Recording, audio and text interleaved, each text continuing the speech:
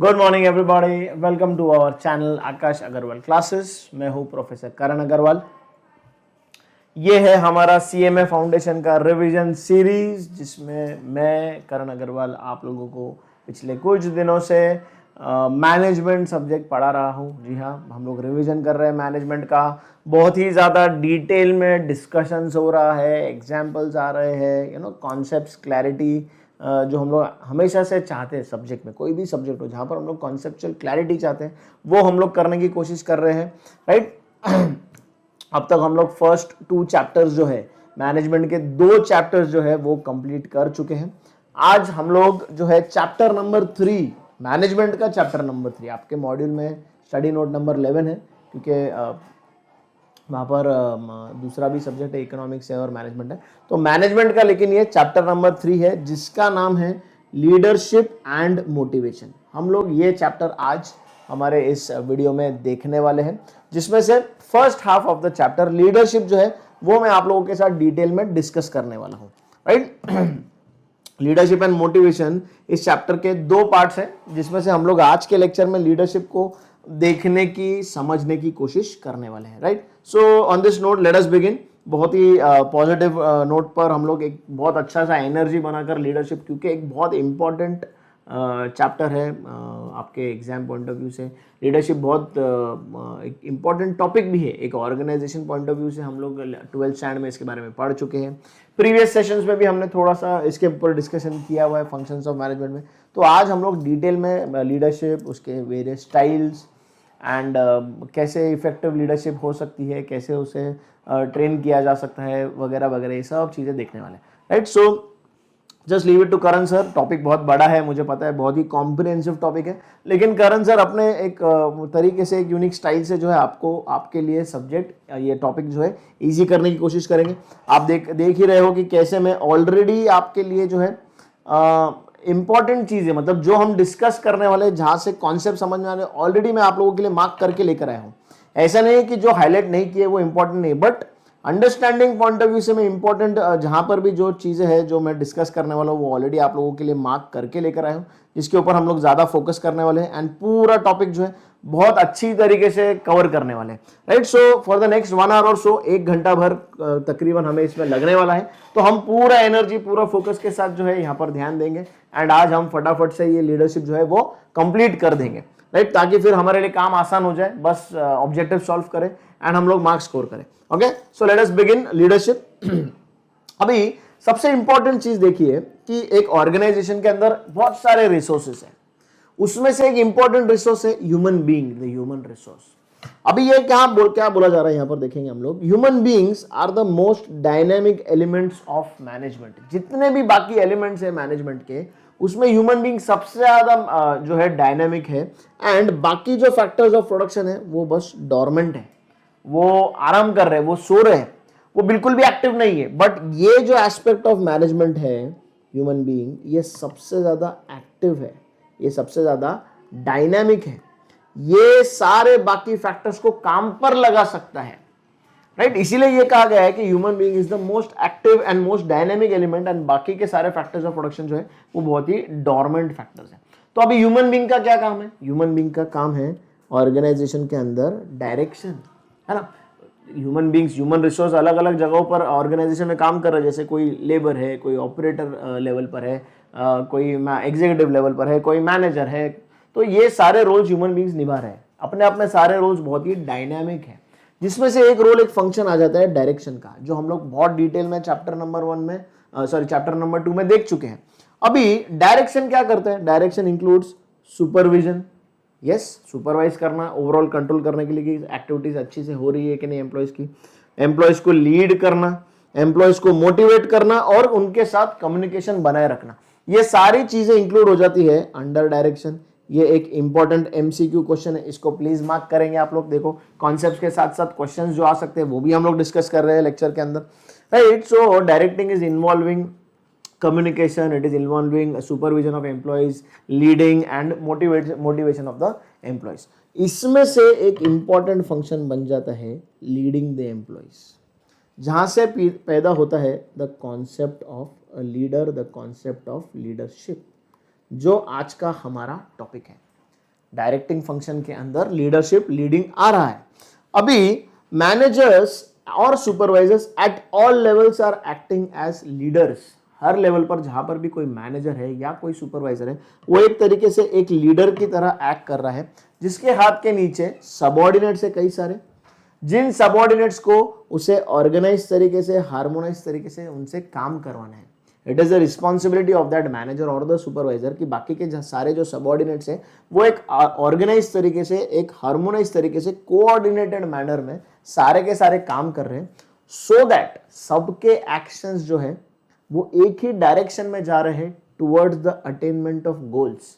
Organisation का goal fulfil करने के लिए सबके एक्शंस जो है वो हार्मोनाइज होने जरूरी है। ये काम लीडर का, मैनेजर, सुपरवाइजर का हो गया क्या नहीं हो गया, यस और no, right. Leadership is the process of directing and influencing the task related activities of group member. Simple है ना, हम लोग डायरेक्ट करने की कोशिश कर रहे हैं, दिशा दिखाने की कोशिश कर रहे हैं, ह्यूमन बिहेवियर, ह्यूमन एक्टिविटीज को इन्फ्लुएंस करने की कोशिश कर रहे हैं, किस तरफ, towards attainment of the objectives. Group activities किस दिशा में लेकर जा रहे हैं, ऑर्गेनाइजेशन के गोल्स फुलफिल करने के लिए, राइट। और भी अलग अलग भिन्न भिन्न डेफिनेशन है लीडरशिप के, हमारी अंडरस्टैंडिंग के लिए बेसिकली सारों का मतलब तो एक ही है। It is the capacity of an individual to influence the thoughts and actions, not just the actions but also the thoughts, the behaviour, the attitude, ये सब चीजें भी एक लीडर जो है वो इन्फ्लुएंस करता है। ऑफ कोर्स वो एक्शंस तो कंट्रोल करता ही है, साथ ही में आपके विचारधारा, आपका स्वभाव, आपका बिहेवियर, आपके थॉट्स को भी कंट्रोल करने का, इन्फ्लुएंस करने का काम करता है एक अच्छा leader, right.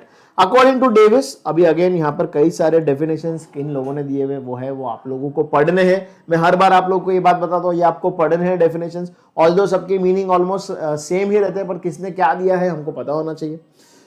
Leadership is the ability to persuade others, लोगों को मनाना, पटाना, डांटना, धमकाना, पर उन लोगों से सेट ऑब्जेक्टिव्स की डायरेक्शन में काम करवाना है। It is the ability to persuade others to seek the defined objective, जो ऑब्जेक्टिव हमने पहले से तय करके रखे उसकी तरफ, उस दिशा में हमें उनसे काम करवाना है। It is the human factor which binds a group together and motivates it towards goals. ये इंपॉर्टेंट ऑब्जेक्टिव बेस्ड क्वेश्चन है। Leadership is the factor which is binding the group activity together. एक लीडर ही पूरी team को bind कर रहा है, जैसे CSK को महेंद्र सिंह धोनी ने बाइंड करके रखा हुआ है, सबको एक इकट्ठा करके रखा हुआ है, सबको पूरा टाइम मोटिवेट करता रहता है, सबके एक्शंस आईपीएल का ट्रॉफी जीतने के दिशा में लेकर रखता है, राइट। सो ये काम जो है, ये फैक्टर जो है, ये ह्यूमन फैक्टर है, जिसको हमने नाम लीडर दिया है। ये डेफिनेशन हमें डेविस अंकल ने दिया है, राइट। सो ये हम लोग को पता होना चाहिए। आई होप लीडरशिप का बेसिक आपको जो है आइडिया आ ही गया होगा। वैसे आप लोगों को पता ही है इसके बारे में। ऑर्गेनाइजेशन में लीडरशिप एक बहुत इंपॉर्टेंट जो है रोल प्ले करता है, क्योंकि पूरा टाइम मैनेजर्स का या सुपरवाइजर्स का काम एक ही है कि लोगों से काम करवाना है।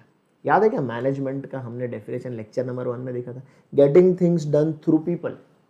तो वो सारी एक्टिविटीज को कोऑर्डिनेट करके रखना, सारे एम्प्लॉयज को, सारे जूनियर्स या सबऑर्डिनेट्स को मोटिवेट करके रखना, ये एक बहुत इंपॉर्टेंट एक्टिविटी बन जाती है। इसीलिए लीडरशिप एक बहुत इंपॉर्टेंट फंक्शन है।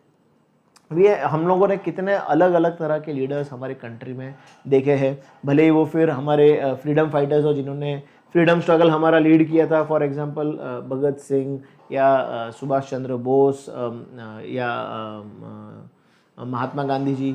फिर हमने हमारे पॉलिटिकल लीडर्स देखे, जैसे एट प्रेजेंट हमारे देश के प्राइम मिनिस्टर श्री नरेंद्र मोदी जी हैं। या जैसे मैं स्पोर्ट्स फॉलो करता हूँ, तो वहाँ पर मैंने बचपन से सौरव गांगुली को बहुत ज़्यादा फॉलो किया। फिर आप लोगों की जनरेशन महेंद्र सिंह धोनी को बहुत ज़्यादा फॉलो करती है, विराट कोहली को करती है। तो कैसे ग्रुप एक्टिविटी में लीडर का रोल किस तरीके से इंपॉर्टेंट है, ये आपने अपने आसपास में ज़रूर देखा हुआ है, राइट। अभी there has to be some characters of this leader. Leader का कुछ कैरेक्टरिस्टिक्स होना जरूरी है, उसके अंदर कुछ फीचर्स होने बहुत ज्यादा जरूरी है, तो जाकर वो लीडर बनने वाला है। यस और नो? तो सबसे पहले leadership is a personal quality. ये मेरी खुद की पर्सनल क्वालिटी है, ये मेरा खुद का पर्सनल गहना है। फॉर एग्जाम्पल, एकदम prime example, Mahendra Singh Dhoni captain cool, Virat Kohli captain aggressive, captain hot. दोनों ही लीडर्स हैं, दोनों ही काम जो है वो जिताने के डायरेक्शन में कर रहे हैं, टीम एक्टिविटी जो है टीम को जिताने के लिए लगा रहे हैं, बट दोनों का पर्सनल स्वभाव बहुत अलग अलग है। तो दोनों की ये पर्सनल क्वालिटी है, जो इनबॉर्न है, राइट, और वो सब हर एक इंडिविजुअल के लिए अलग अलग है। फिर there can be no leadership without followers. Yes, leadership alone isolation में एग्जिस्ट नहीं कर सकता है, कोई ना कोई फॉलोवर चाहिए साथ में, राइट है नहीं, किसी ना किसी को हमें लीड करना है, हमें उसे डायरेक्ट करना है, हमें उन्हें मोटिवेट करना है, ग्रुप एक्टिविटी को हमें कोऑर्डिनेट करना है। तो leadership can not work in isolation, कोई ना कोई फॉलोवर चाहिए उसके लिए। फिर successful leaders are able to influence the behaviour, attitudes and beliefs of the follower. जो अच्छे सक्सेसफुल लीडर होते हैं वो सिर्फ एक्शंस को कंट्रोल नहीं करते हैं, वो लोगों का स्वभाव चेंज कर देते हैं, उनका एटीट्यूड चेंज कर देते हैं, राइट। महात्मा गांधी जी ने फ्रीडम स्ट्रगल तो सभी कर रहे थे, सभी आजादी की लड़ाई लड़ रहे थे, बट आजादी की लड़ाई लड़ते वक्त लोगों की एक्शंस कंट्रोल करने के साथ साथ लोगों का स्वभाव भी कंट्रोल किया एंड उन्हें लेकर गए टुवर्ड्स नॉन वायलेंस, कि बाबा हम इस तरीके से इस एटीट्यूड को अपना कर हम लोग लड़ाई लड़ने वाले हैं। सो ये क्वालिटी सक्सेसफुल लीडर की होती है, राइट। वो सिर्फ आपके एक्शन को कंट्रोल नहीं करता है, आपके स्वभाव को, आपके बिलीव्स को भी जो है इन्फ्लुएंस करना स्टार्ट कर देता है।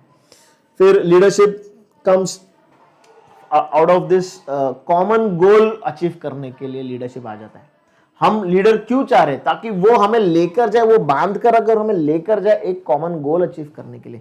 So it arises out of functioning of a common goal, एक कॉमन गोल अचीव करने के लिए। फिर it is a continuous process. Yes, पूरा टाइम आपको एक्टिविटीज जो है कंट्रोल करनी है, बिहेवियर जो है वो इन्फ्लुएंस करना है, गाइड करना है, मोटिवेट करना है। तो ये एक नॉन स्टॉप एक्टिविटी है, ये कहीं रुकने वाली, थमने वाली नहीं है, राइट। एंड बहुत इंपॉर्टेंट ये है कि leadership style will be different under different circumstances. Her situation में सेम तरह की लीडरशिप स्टाइल अपनाई नहीं जा सकती है, जिसको हम लोग आगे डिटेल में देखने वाले हैं। अलग अलग सिचुएशंस के लिए अलग अलग लीडरशिप स्टाइल अपनाई जानी चाहिए, अपनाई जाती है।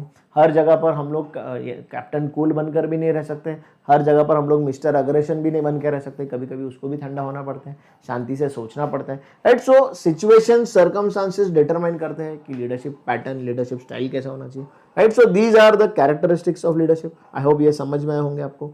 अभी बहुत बार ऐसा होता है कि हम लोग कंफ्यूज हो जाते हैं लीडरशिप और मैनेजमेंट में, but we have to understand leadership and management are different from each other. Management का एक फंक्शन है लीडरशिप, मैनेजमेंट के कई सारे फंक्शंस है, जिसके अंदर प्लानिंग है, ऑर्गेनाइजिंग है, कोऑर्डिनेशन है, रिक्रूटमेंट है, वगैरह वगैरह, जिसके अंदर एक इंपॉर्टेंट फंक्शन बन जाता है जो है लीडिंग, जो है लीडरशिप, राइट। तो ये एक सेट है और उसके अंदर ये एक छोटा सा सबसेट है लीडरशिप, राइट। तो इसमें से हम लोग डिफरेंसेस समझेंगे फटाफट। Leadership, focus of leadership is on leading people. Leadership basically, अभी मैनेजमेंट के अंदर हजारों लोग हैं, तो उसमें से एक लीडर को जो है 50 लोगों का ग्रुप दिया हुआ है, किसी को 10 का दिया हुआ है, किसी को 100 का दिया हुआ है।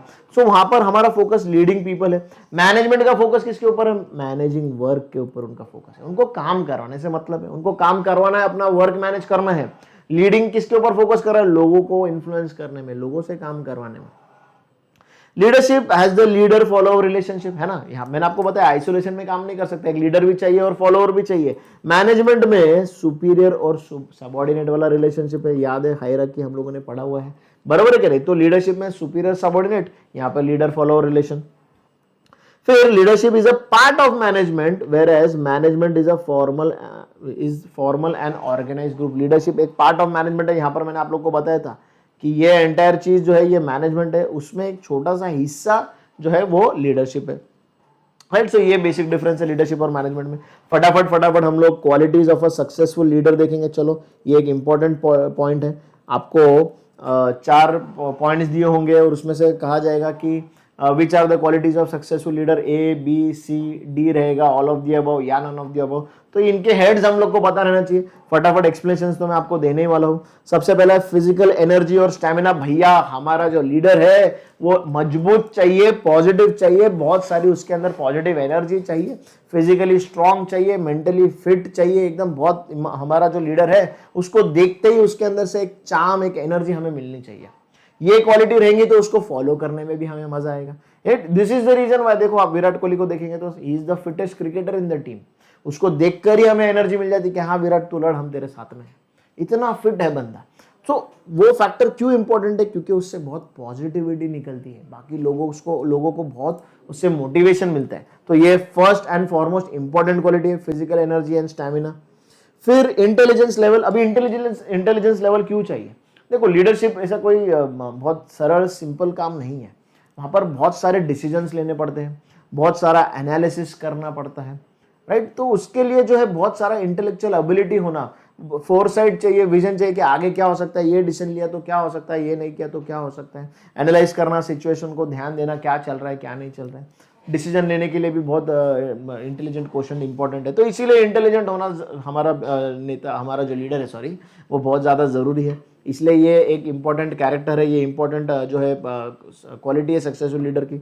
विजन एंड फोरसाइट, उसको आगे क्या हो सकता है, क्या काम करने से उसका इम्पैक्ट क्या क्या होगा, क्या किस दिशा में हमने बढ़ना चाहिए, हमारा क्या विजन है, हमारा क्या मिशन है, ये सारा जो है फोरसाइट जिसको बोलते हैं कि आगे क्या होने वाला है या क्या करवाना है, ये सोच, ये पहलू, ये क्वालिटी लीडर के अंदर होनी बहुत ज़रूरी है। इनिशिएटिव लेने का, सबसे पहले वो खुद अपने आप होकर इनिशिएट करे काम को, एक्टिविटी को धक्के पर लगाए, काम पर लगाए, खुद होकर काम करे, ताकि उसको देखकर लोग जो है थोड़े से मोटिवेट हो जाएंगे, काम करना स्टार्ट करेंगे, लोगों को पुश करेगा, लोगों को मोटिवेशन देता रहेगा, इनिशिएटिव लेता रहेगा, कुछ ना कुछ नया नया लेकर आता रहेगा। तो लोगों को इससे जो एम्प्लॉयज है, सबऑर्डिनेट्स है, उनको फॉलो करने में मजा आता है, मोटिवेशन मिलता है बहुत सारा, राइट। एंड फिर सेल्फ कॉन्फिडेंस। देखो, अपना डिसीजन मेकिंग, अपना टेक्निकल स्किल्स, अपना एटीट्यूड, उसके ऊपर अपना जो भी अपना कन्विक्शन है, उसके ऊपर कॉन्फिडेंस होना बहुत ज़्यादा ज़रूरी है।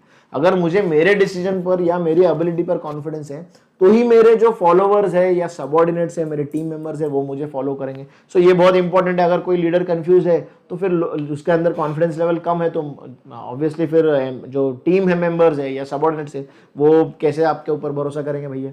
तो ये इंपॉर्टेंट क्वालिटी हो गई क्या नहीं हो गई। फिर आता है ओपन माइंडेडनेस और फ्लेक्सिबिलिटी। लीडर हूं, लेकिन मैं दूसरों के व्यूज सुनता हूं, मैं फ्लेक्सिबल हूं, मैंने कोई डिसीजन ले लिया, लग रहा है कि नहीं चल रहा है, मैंने आपका व्यू, आपका ओपिनियन लिया, मैं रेडी टू चेंज हूं। ये बहुत इंपॉर्टेंट क्वालिटी है। इससे एम्प्लॉयज को बहुत एक एक लीडर के साथ जो उनका अटैचमेंट बढ़ जाता है कि हाँ, आमचे लीडर, मतलब हमारा लीडर हमारी बात सुनता है, हमारे व्यूज ओपिनियंस के लिए वो ओपन रहता है, चेंज के लिए वो रेडी रहता है। इंपॉर्टेंट क्वालिटी है। Sense of responsibility. सबसे पहले तो लीडर जिम्मेदारी लेने के लिए तैयार रहना चाहिए। वो जिम्मेदारी से भाग नहीं सकता है, जिम्मेदारी को नकार नहीं सकता है। उसके पास वो स्किल चाहिए, वो एबिलिटी चाहिए कि हाँ, वो मेरे पास ये पोजीशन है और ये मेरी जिम्मेदारी है, ये मेरे लोग, ये मेरी टीम है, ये मेरा काम है और मुझे इन्हें काम पर लगाना है, मुझे गोल अचीव करना है। तो वो सेंस ऑफ रिस्पॉन्सिबिलिटी होनी जरूरी है। ह्यूमन रिलेशंस, एक पर्सनल उसका स्वभाव ऐसा होना चाहिए अपने टीम के प्रति कि वो सबके लिए अप्रोचेबल है, सबके साथ ओपन कम्युनिकेशन नेटवर्क है, चैनल है उसका, अच्छा रिलेशन उसने मेंटेन किया हुआ है, ट्रस्ट करता है लोगों में और अपने अंदर भी ट्रस्ट उसने डेवलप करके लिया है। तो ये बहुत इंपॉर्टेंट है। एम्प्लॉयज़ को इस तरीके से मोटिवेट किया जाए कि एम्प्लॉयज़ खुद होकर काम करने के लिए तैयार हो, वॉलंटरली जो है एक्टिविटीज़ को लेते रहे।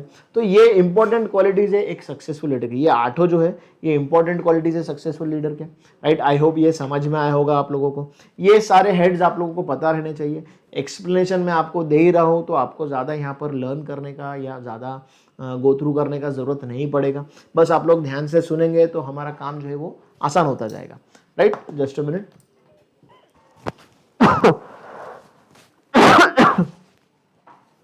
ओके, तो यहां तक हम लोगों ने देखा कि कैरेक्टर्स क्या है और सक्सेसफुल लीडर बनने के क्वालिटीज क्या है, कैरेक्टरिस्टिक्स क्या है, क्वालिटीज कौन सी चाहिए जो सक्सेसफुल लीडर बनाते हैं।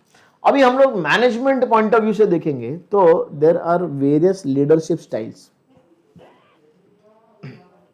बहुत सारे अलग अलग लीडरशिप के स्टाइल्स है, लीडरशिप के तरीके जो हम लोग यहाँ पर अलग अलग लोगों ने जो हमें दी हुई है वो देखने वाले हैं। फर्स्ट उसमें से आता है, नंबर 1 आता है कि leadership based on authority. Leadership style based on authority देखेंगे हम लोग डिटेल में। सेकंड आता है लीडरशिप कॉन्टिनम, जो लीडरशिप का कॉन्टिनम है वो मैं पूरा डिटेल में आपको पढ़ाऊंगा, ये नंबर 2 है।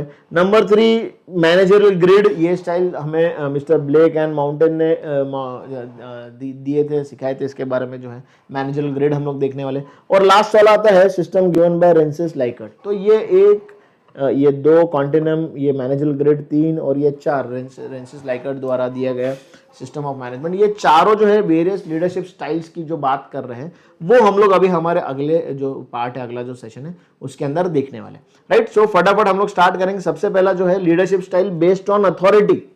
अथॉरिटी के बेस पर लीडरशिप स्टाइल कितने प्रकार के हैं, कितने टाइप के हैं, वो हम लोग देखने वाले हैं, राइट। अलग अलग बेसिस के ऊपर ये चारों टाइप्स बनाए हुए हैं। तो जिसमें पहला टाइप है leadership style based on authority, right. अभी leadership style based on authority basically 3 तरह के हैं, जिसमें से पहला है ऑटोक्रेटिक और authoritarian leadership. Autocratic leader, autocratic leader for example जैसे मैंने आप लोगों को गब्बर सिंह का एग्जाम्पल दिया था, या मोगैम्बो फ्रॉम मिस्टर इंडिया का एग्जाम्पल दिया था, या कोई भी डिक्टेटर हमारे हिस्ट्री में से आप देख लीजिए, कोई भी डिक्टेटर हमारे हिस्ट्री में से आप लोग देख लीजिए।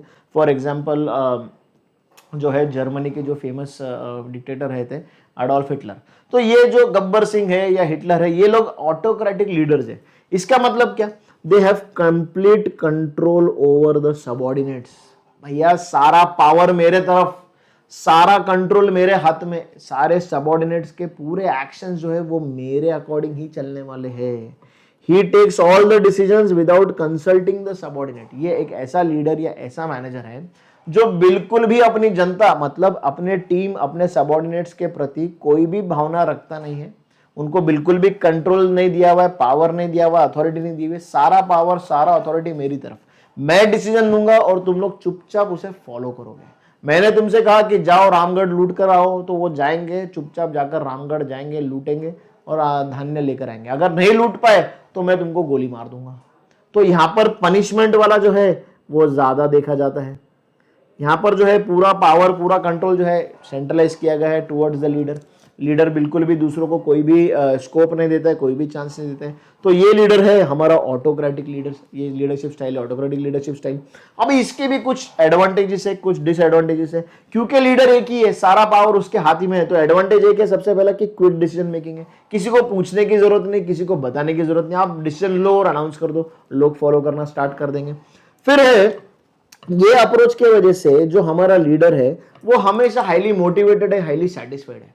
जो लीडर है वो मोटिवेटेड है, वो सेटिस्फाइड है कि यार मैं कुछ भी सोचता हूँ, मैं कुछ भी अनाउंस करता हूँ, मैं कुछ भी डिसाइड करता हूँ, लोग उसको फॉलो करते हैं, तो मेरा मोटिवेशन लेवल बहुत अप रहता है, राइट। फिर यहाँ पर हमें ज्यादा कॉम्पिटेंट सबऑर्डिनेट्स मतलब ज्यादा एफिशिएंट, ज्यादा स्किल्ड सबऑर्डिनेट्स या एम्प्लॉयज हमें लोअर लेवल पर नहीं चाहिए। बेसिकली हमें घोड़े नहीं चाहिए, गधे चाहिए। क्यों? गधे चुपचाप इंस्ट्रक्शंस फॉलो करेंगे, तो हमें ज्यादा पगार नहीं देनी पड़ेगी, ज्यादा क्वालिफाइड लोग नहीं चाहिए जो इंस्ट्रक्शंस फॉलो करे। ऐसे ही से हमें लेस कॉम्पिटेंट लोग चाहिए, तो ये एक एडवांटेज हो जाता है। फिर आता है कि it may lead positive results where promptness is required. जहां पर पूरा टाइम आपको प्रॉम्प्ट करना पड़ रहा है, बताना पड़ रहा है, इंस्ट्रक्शन देने पड़ रहे हैं, ऑर्डर देना पड़ रहा है, वहां पर ये जो स्टाइल है, ये स्टाइल जो है बहुत ज्यादा कारगर साबित होता है, बहुत सारे रिजल्ट्स देता है कि आप पूरा टाइम लगे रहो। छोटा ऑर्गेनाइजेशन है, छोटा काम है, छोटा प्रोडक्ट है, या कम एम्प्लॉयज है, या ज्यादा कॉम्पिटेंट एम्प्लॉयज नहीं है, तो वहां पर पूरा टाइम गाइड करते रहो, ऑर्डर देते रहो, लोग काम करते रहेंगे, रिजल्ट मिलता जाएगा। तो ये सारे एडवांटेजेस है ऑटोक्रेटिक के। देखो इतना भी बुरा नहीं है, अगर सिचुएशन डिमांड करता है तो ऑटोक्रेटिक बनना भी पड़ता है। आपने स्टंप माइक के ऊपर बहुत बार महेंद्र सिंह धोनी को सुना रहेगा कि चुपचाप यहाँ पर बॉल डालता है या तुझे अटैक में से बाहर निकल लूं, क्योंकि वो सिचुएशन ऐसा डिमांड कर रहा था कि यार आपको मेरे इंस्ट्रक्शन सुनने ही पड़ेंगे, अदरवाइज आप पनिश किए जाओगे, राइट। तो ये कुछ एडवांटेजेस होते हैं। फिर देर आर सम डिसएडवांटेज। अभी धोनी को भी पता है ना कि जो बॉलर है वो उतना एक्सपीरियंस नहीं है जितना मैं एक्सपीरियंस हूँ, तो तू चुपचाप भैया मेरी बात को सुन, तू काम कर, तुझे रिजल्ट मिलेगा, तुझे विकेट मिलेगा, तू दिमाग मत चला। तो ये एक एडवांटेज है। फिर कुछ डिसएडवांटेजेस भी होते हैं, जिसमें कि सबसे पहला जो है, जो एम्प्लॉय है, जो सबऑर्डिनेट्स है, उनका मोरल हमेशा डाउन रहता है, वो फ्रस्ट्रेटेड रहते हैं, वो बिल्कुल भी पॉजिटिविटी नहीं रहती, हमेशा नेगेटिव रहते, क्योंकि उनको एक्सप्लॉइट किया जा रहा है, उनकी बात नहीं मानी जा रही, उनका ध्यान नहीं रखा जा रहा है। तो फ्रस्ट्रेशन और लो मोरल रहता है, कॉन्फ्लिक्ट रहता है सबऑर्डिनेट्स के बीच में। फिर सबऑर्डिनेट जो है वो क्या करना स्टार्ट कर देते हैं, दे स्टार्ट शर्किंग रिस्पॉन्सिबिलिटी, क्योंकि सारा जिम्मेदारी, सारा डिसीजन मेकिंग लीडर के पास है, मैनेजर के पास है। तो यहाँ पर सबऑर्डिनेट जो है वो जिम्मेदारी लेना मना कर देते हैं, जिम्मेदारी से दूर भागना स्टार्ट कर देते हैं कि बाबा वो बोलेगा वैसा करेंगे, हमें कुछ नहीं करना, सारी जिम्मेदारी उसकी। बहुत नेचुरल चीज है क्या नहीं है। फिर potential of the subordinates is not utilise. हो सकता है आपकी टीम में मजबूत घोड़े हो, पर क्योंकि आप ऑटोक्रेटिक है, आप उनको दिमाग नहीं यूज करना देते, आप सिर्फ उनको कंट्रोल करते हो, आप पावर सेंट्रलाइज करके रखा हुआ है, तो हो सकता है जो जिनके पास अच्छा पोटेंशियल हो वो पोटेंशियल हम रियलाइज नहीं कर पाते, वो पोटेंशियल हम लोग यूटिलाइज नहीं कर पाते, क्योंकि वो लोग सिर्फ इंस्ट्रक्शंस मोड पर फॉलो कर काम कर रहे हैं, तो उनका खुद का एबिलिटी टेस्ट नहीं होता है, उनका एबिलिटी शोकेस नहीं होता है। फिर ऑर्गेनाइजेशनल कंटिन्यूटी इज थ्रेटन, ये इंपॉर्टेंट है, ये इंपॉर्टेंट डिसएडवांटेज है। फॉर एग्जाम्पल, अगर हिटलर मर गया, वर्ल्ड वॉर 2 खत्म हो गया था कि नहीं, राइट? वो डिक्टेटरशिप खत्म हो गई थी, आपका मैनेजर ही नहीं है, आपका लीडर ही नहीं है, तो जैसे गब्बर सिंह मर गया पिक्चर खत्म हो गई, क्योंकि कंटिन्यूटी नहीं है, कंटिन्यूटी थ्रेटन्ड है, नया लीडर पैदा नहीं किया, ट्रेन नहीं किया, अपॉर्चुनिटी नहीं दिया, पढ़ा है ना हमने ये सब पहले, राइट? तो इसके वजह से ये पॉइंट नंबर 4 एक बड़ा डिसएडवांटेज बन जाता है, राइट? सो ऑटोक्रेटिक लीडरशिप में ऐसे कुछ एडवांटेजेस भी है, कुछ डिसएडवांटेजेस भी है। अभी हम ऐसा नहीं कहेंगे कि ये बिल्कुल अच्छा लीडरशिप पैटर्न नहीं है, ये है, but depending upon the situation autocratic leadership जो है वो हमें बहुत यूजफुल साबित हो जाता है। This kind of leadership, autocratic leadership is appropriate when the subordinates are uneducated or unskilled and are submissive। जहां पर मेरा सबऑर्डिनेट जो है ज्यादा एजुकेशन वाला नहीं है, ज्यादा टेक्निकल स्किल्स वाला नहीं है, अनुभव वाला नहीं है, या सबमिसिव है, मतलब वो सिर्फ आपके इंस्ट्रक्शंस फॉलो करने के लिए तैयार बैठा है, खुद का दिमाग चलाना नहीं है, या तो दिमाग है ही नहीं, हम सिर्फ आपके इंस्ट्रक्शंस फॉलो करेंगे, भैया आप बताओ हम वहां वोट कर देंगे। तो इस सिचुएशन में जो है ऑटोक्रेटिक लीडरशिप जो है अप्रोप्रिएट साबित हो सकता है, राइट? इंपॉर्टेंट है ऑर्गेनाइजेशन का जो भी एक अप्रोच रहता है, जो स्केल रहता है ऑर्गेनाइजेशन का, जो काम करने का जो उनका स्केल है उसके ऊपर डिपेंड करता है ऑटोक्रेटिक लीडरशिप, राइट? सो ये था हमारा based on authority leadership style number 1 which is autocratic.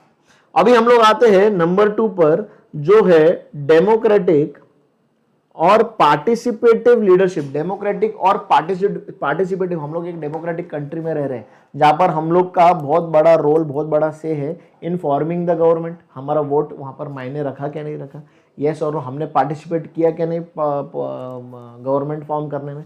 So similarly leadership में भी एक पार्टिसिपेटिव, एक डेमोक्रेटिक स्टाइल है। ये एक बहुत इंपॉर्टेंट और बहुत फेमस और एक बहुत ही लाइकेबल तरीका है काम करने का, डेमोक्रेटिक और पार्टिसिपेटिव लीडरशिप।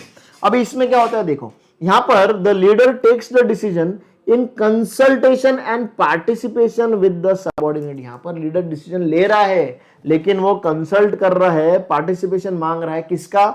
हमारे सबऑर्डिनेट्स का, कि भैया हमें ये डिसीजन लेना है तो आपका क्या मत है, आपकी क्या राय है, आपकी क्या मेजोरिटी है। He follows the majority opinion. Democracy में ऐसा होता है कि नहीं, जिसने जो लोगों ने जो मेजोरिटी वोट जिसे दिया है वो पार्टी जो है हमारी गवर्नमेंट फॉर्म करती है। तो सिमिलरली पार्टिसिपेटिव या डेमोक्रेटिक लीडरशिप में भी यही होता है।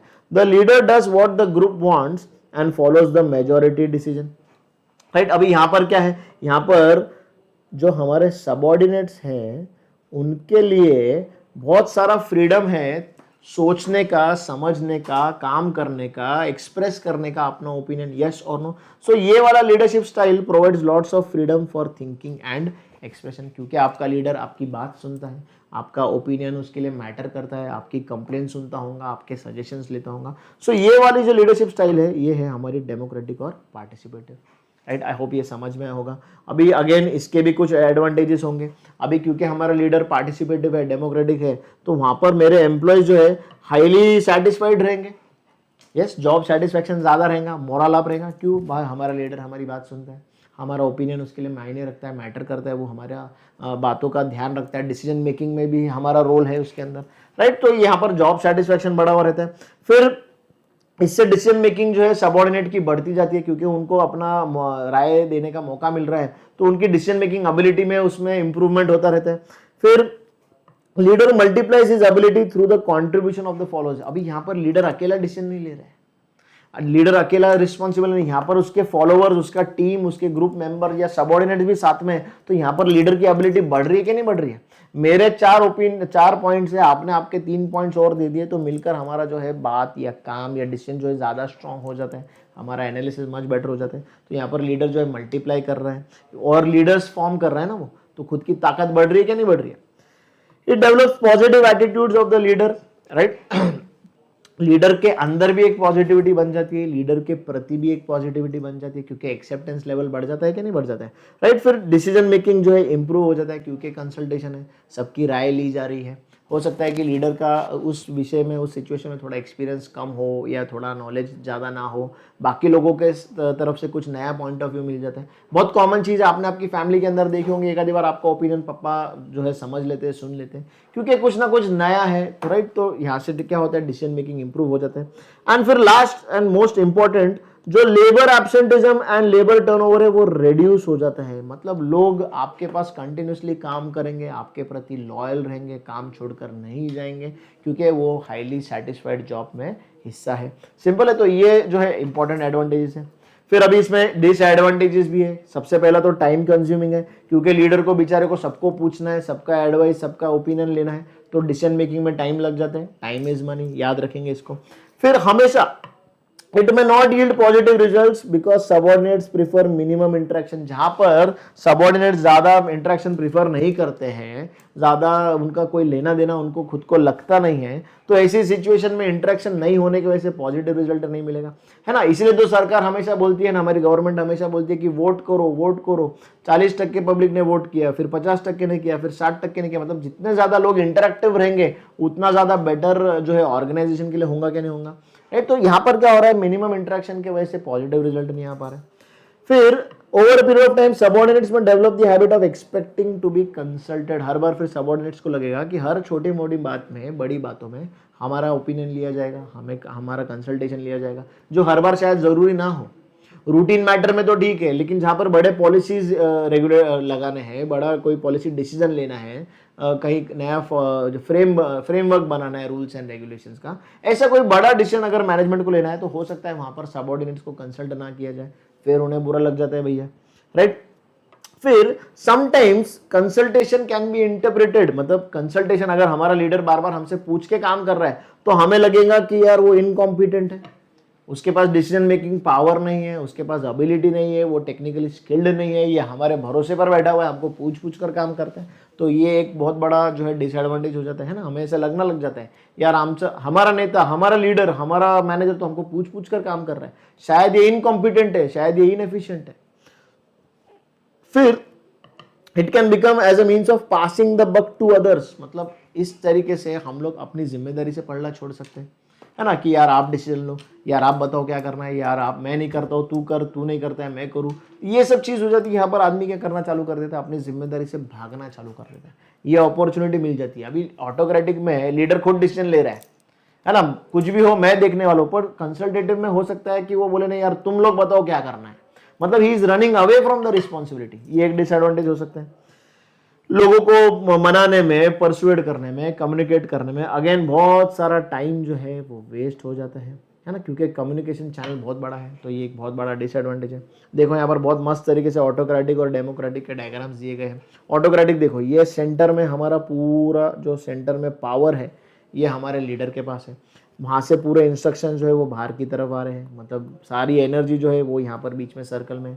वेयर एज डेमोक्रेटिक में लीडर एट द सेंटर है, बट लीडर इनपुट्स ले रहा है पूरा टाइम बाहर से अंदर की तरफ, अंदर से बाहर भी जा रहा है, बाहर से अंदर भी जा रहा है, सारे इनपुट्स यहाँ पर भी गोल गोल घूम रहे हैं। मतलब क्या हो रहा है, there is an open network जहाँ पर इंफॉर्मेशन, डिसीजन मेकिंग और कम्युनिकेशन चैनल पूरी तरह से खुला है, सब जगह पर फैल रहा है और सबकी राय से, कंसल्टेशन से डिसीजन लिए जा रहे हैं। इसलिए ये डेमोक्रेटिक है। आई होप डेमोक्रेटिक आपको समझ में आया होगा। अभी डेमोक्रेटिक जनरली अगर इफ देखो कहां पर यूजफुल है, जनरली कहां पर यूजफुल है, देखो if the goal is to increase the productivity. अगर हमारा गोल है कि हमें प्रोडक्टिविटी इंक्रीज करनी है, हमें सेल्स इंक्रीज करना है, हमें प्रोडक्शन का वॉल्यूम इंक्रीज करना है, तो वहां पर फटाफट काम करवाना पड़ेगा, बहुत सारा काम करवाना पड़ेगा, यस और नो। तो ऐसी सिचुएशन में ऑटोक्रेटिक स्टाइल जो है वो प्रेफरेबल है। इसको मार्क करेंगे, ये इंपॉर्टेंट एमसीक्यू क्वेश्चन है।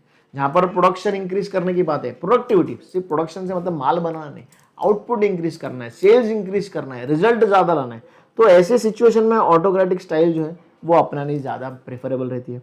बट अगर जहां पर गोल है जॉब सेटिस्फैक्शन, एम्प्लॉयज को वहां पर ज्यादा इंडिपेंडेंस चाहिए, देखिए हमें हाईली सेटिस्फाइड जॉब का माहौल बनाना है, या यहाँ के एम्प्लॉयज़ जो है वो उनको इंडिपेंडेंस की बहुत ज़्यादा जो है भूख है, उनको रिक्वायरमेंट है, तो ऐसे सिचुएशन में कंसल्टेटिव स्टाइल जो है वो ज़्यादा अप्रोप्रिएट हो जाता है। ये अगेन एक इंपॉर्टेंट एमसीक्यू क्वेश्चन बन जाता है आप लोगों के लिए। समझ में आ रहा है कि कैसे सिचुएशन के हिसाब से स्टाइल्स चेंज हो सकते हैं।